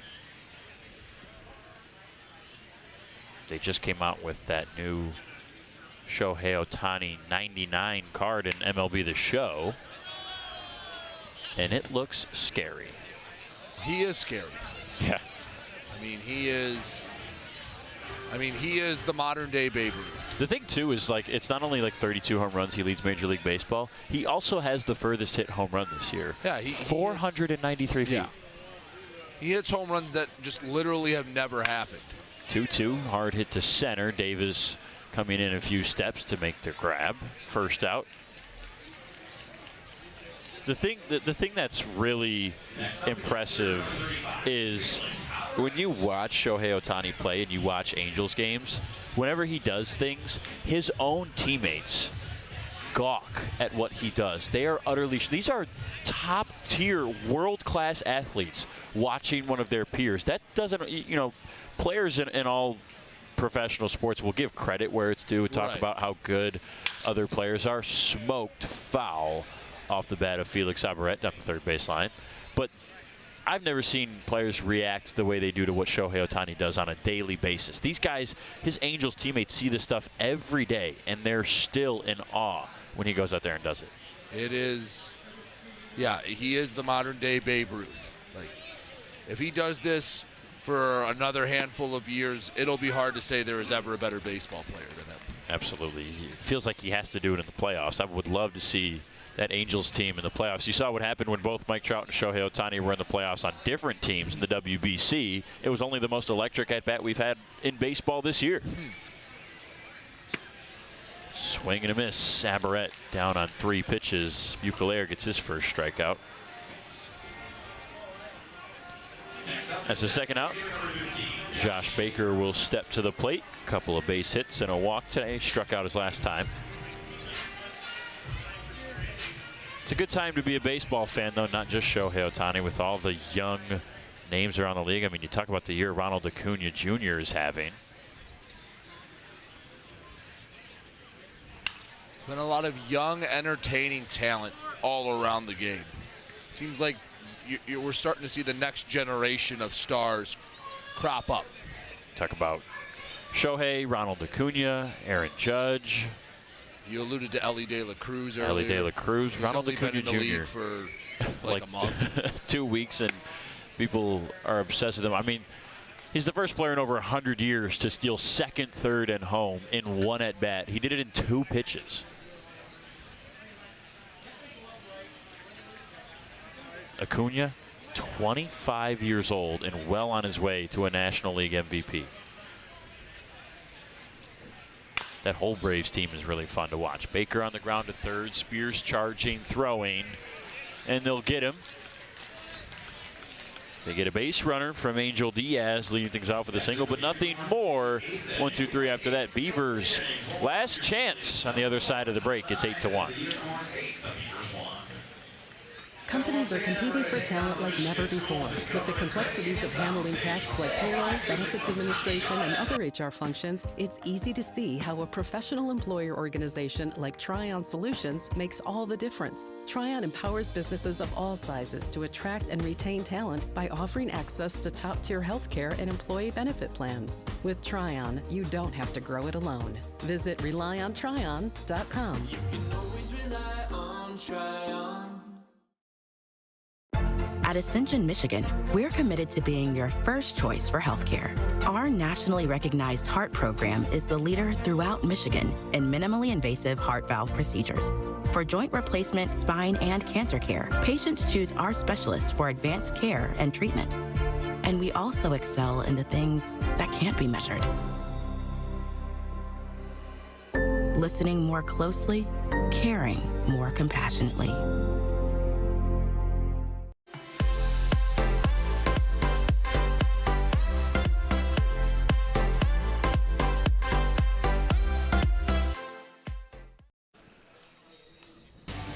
Beavers down by 7. Running out of chances to change that. They've only got 3 more outs to get back in this game. It's been all unicorns from the start. It was 5 runs in the first, 3 runs in the second. It hasn't been anything since, but the Beavers putting up 1 in the 6th. Jace Ballman will try to finish it off. Jace 17 in the 3rd innings of work. 7 runs, all of them earned, 7 walks, and 11 strikeouts. Leads the team in saves, has all 5 unicorn saves this year. Certainly not a save situation, but he'll come out to close this game. Very obviously not a save situation here, but going to get his work in. And if everyone can throw a short inning, they still could be available for tomorrow's contest. But the pitching as a whole has just been wonderful for the Unicorns all game long. Again, the 3 hits. And the 1 earned run came a bit on defensive indifference when Ramirez stole 2 bases. Yeah, they might have been able to get him. Carsey Walker wasn't very concerned about him. I think if it's a 2-0 game or somewhere around there, maybe they hold him on, and maybe that never happens. Bauman, 4-seam fastball, 2-seam fastball, changeup, curveball, slider in his mix. It's 5 pitches. He'll face the 4, 5, and 6 hitters, Bolin, Hilbrick, and Spears, barring any substitutions, which are pretty likely in a 7-run game.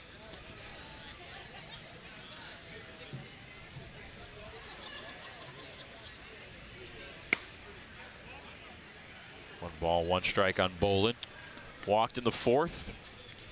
Struck out in the 2nd, grounded out in the 6th.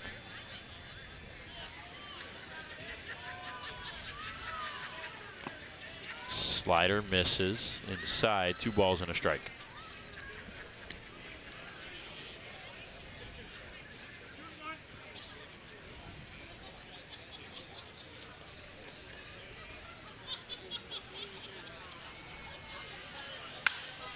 Fly ball to right field. Charging over is Weber. It lands just on top of the umbrellas. Over foul in right field.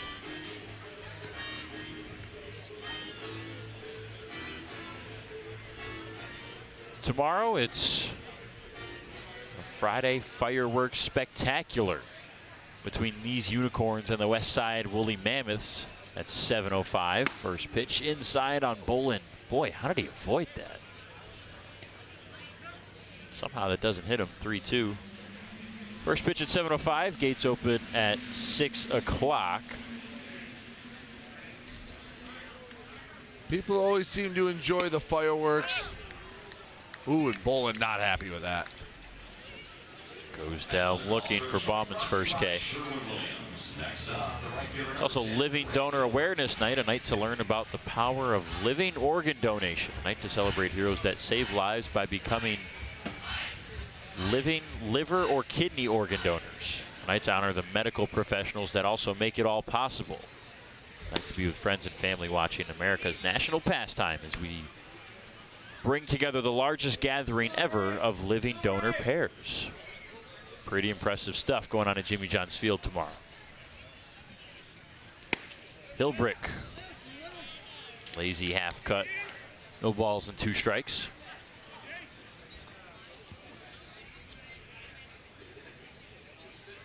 Bauman working quickly with a 7-run advantage. It comes on 12 hits for the Unicorns. 1 error defensively for them tonight. The Beavers, 1 run is on just 3 hits. This is a complete, I would maybe say complete flip of the script, but if you expect any team this season to have 1 run on 3 hits, it would probably be the Unicorns. Right. Instead, it's the opposite. They have had the struggling offense, but again, pitching staff as a whole has just been spectacular tonight. 2 up, 2 down, both on strikeouts for Jace Bauman, and it's all up to Tremaine Spears to spark this comeback. You know, it's looking like Carsey Walker might be our player of the game, but Jacob Harsney, Andrew Huffman, and, well, 1 out away for Jace Bauman. They only got 1 inning of work, but they've made the most of it. If Spears cannot reach base ever since Walker left in the 6th, there will be only 1 base runner for the Beavers, and that was Chris Davis last inning. That one skips in. 2 balls, no strikes. Spears 0 for 2 with a walk. One of the best on the Beavers in that category, working walks. That one he has tonight made it 19 on the season. Only has 17 strikeouts.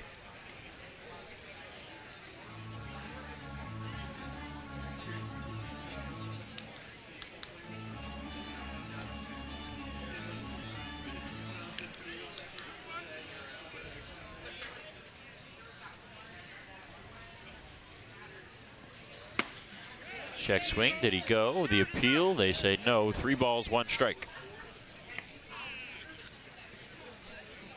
And at bats all count the same. Spears still looking for his first hit. Did work a walk earlier in the night. Still would like to add a hit to the line score.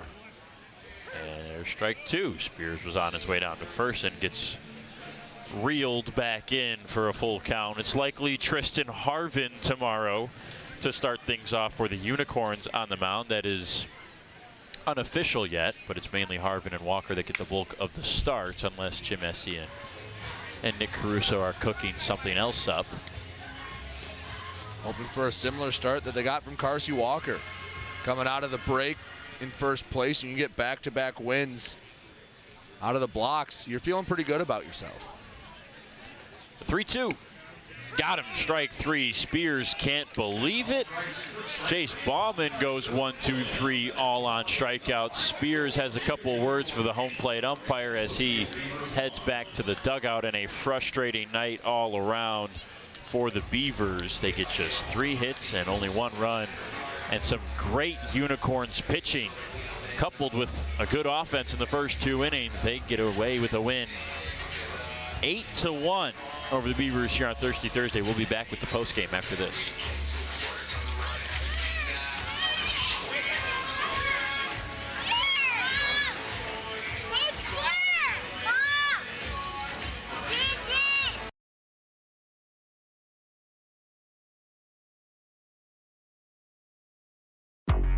If If I hit a home run, then you know what's going out of the park.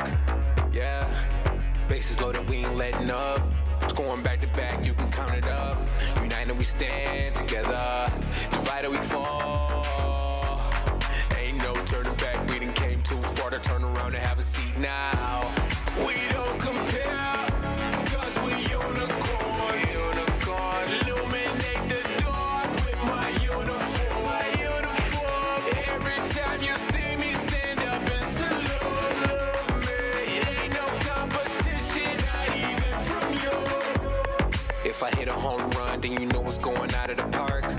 Yeah, bases loaded, we ain't letting up. Scoring back to back, you can count it up. United we stand together, divided we fall. Ain't no turning back, we done came too far to turn around and have a seat now. We don't compare, cause we're unicorns. Illuminate the dark with my uniform. Every time you see me stand up and salute me. It ain't no competition, not even from you.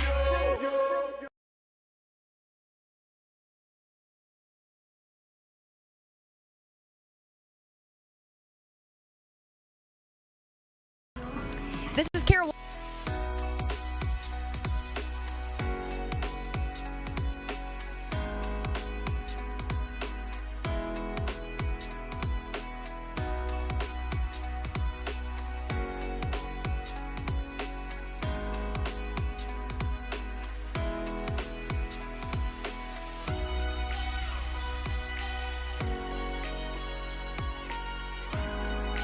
Throughout your life, from big moments to ones well earned, we're your financial guardian angel.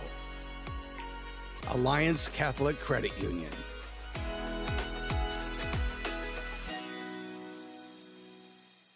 You dreamed of starting a company, not an HR department, but your business has grown fast, and so have the complexities of payroll and taxes, benefits administration, and other HR functions. That's why your business needs a professional employer organization like Tryon Solutions. Tryon provides businesses of all sizes access to top-tier healthcare and employee benefit plans. With Tryon, you don't have to grow it alone. Visit RelyOnTryon.com. You can always rely on Tryon.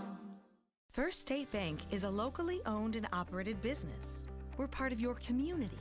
At fsbcares.com, you'll find ways that we're making a difference by featuring locally owned and operated businesses, providing access to helpful financial resources, and engaging with community.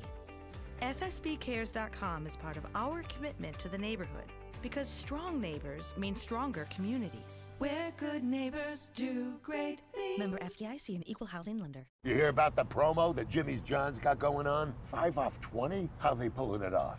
Magic? You got David's Copperfields in there? Show yourself, Copperfields! Jimmy John's. $5 off orders of 20 or more. We build roads, bridges, wind farms and pipelines, schools to skyscrapers. Our members create monuments. We operate. We're the operators and mechanics behind the advanced heavy machines that move Michigan forward. We maintain boilers and HVAC. Our members run the complex heating and cooling systems that we all depend on. Our training is second to none, and safety is our priority. We are Operating Engineers 324, and we keep Michigan running.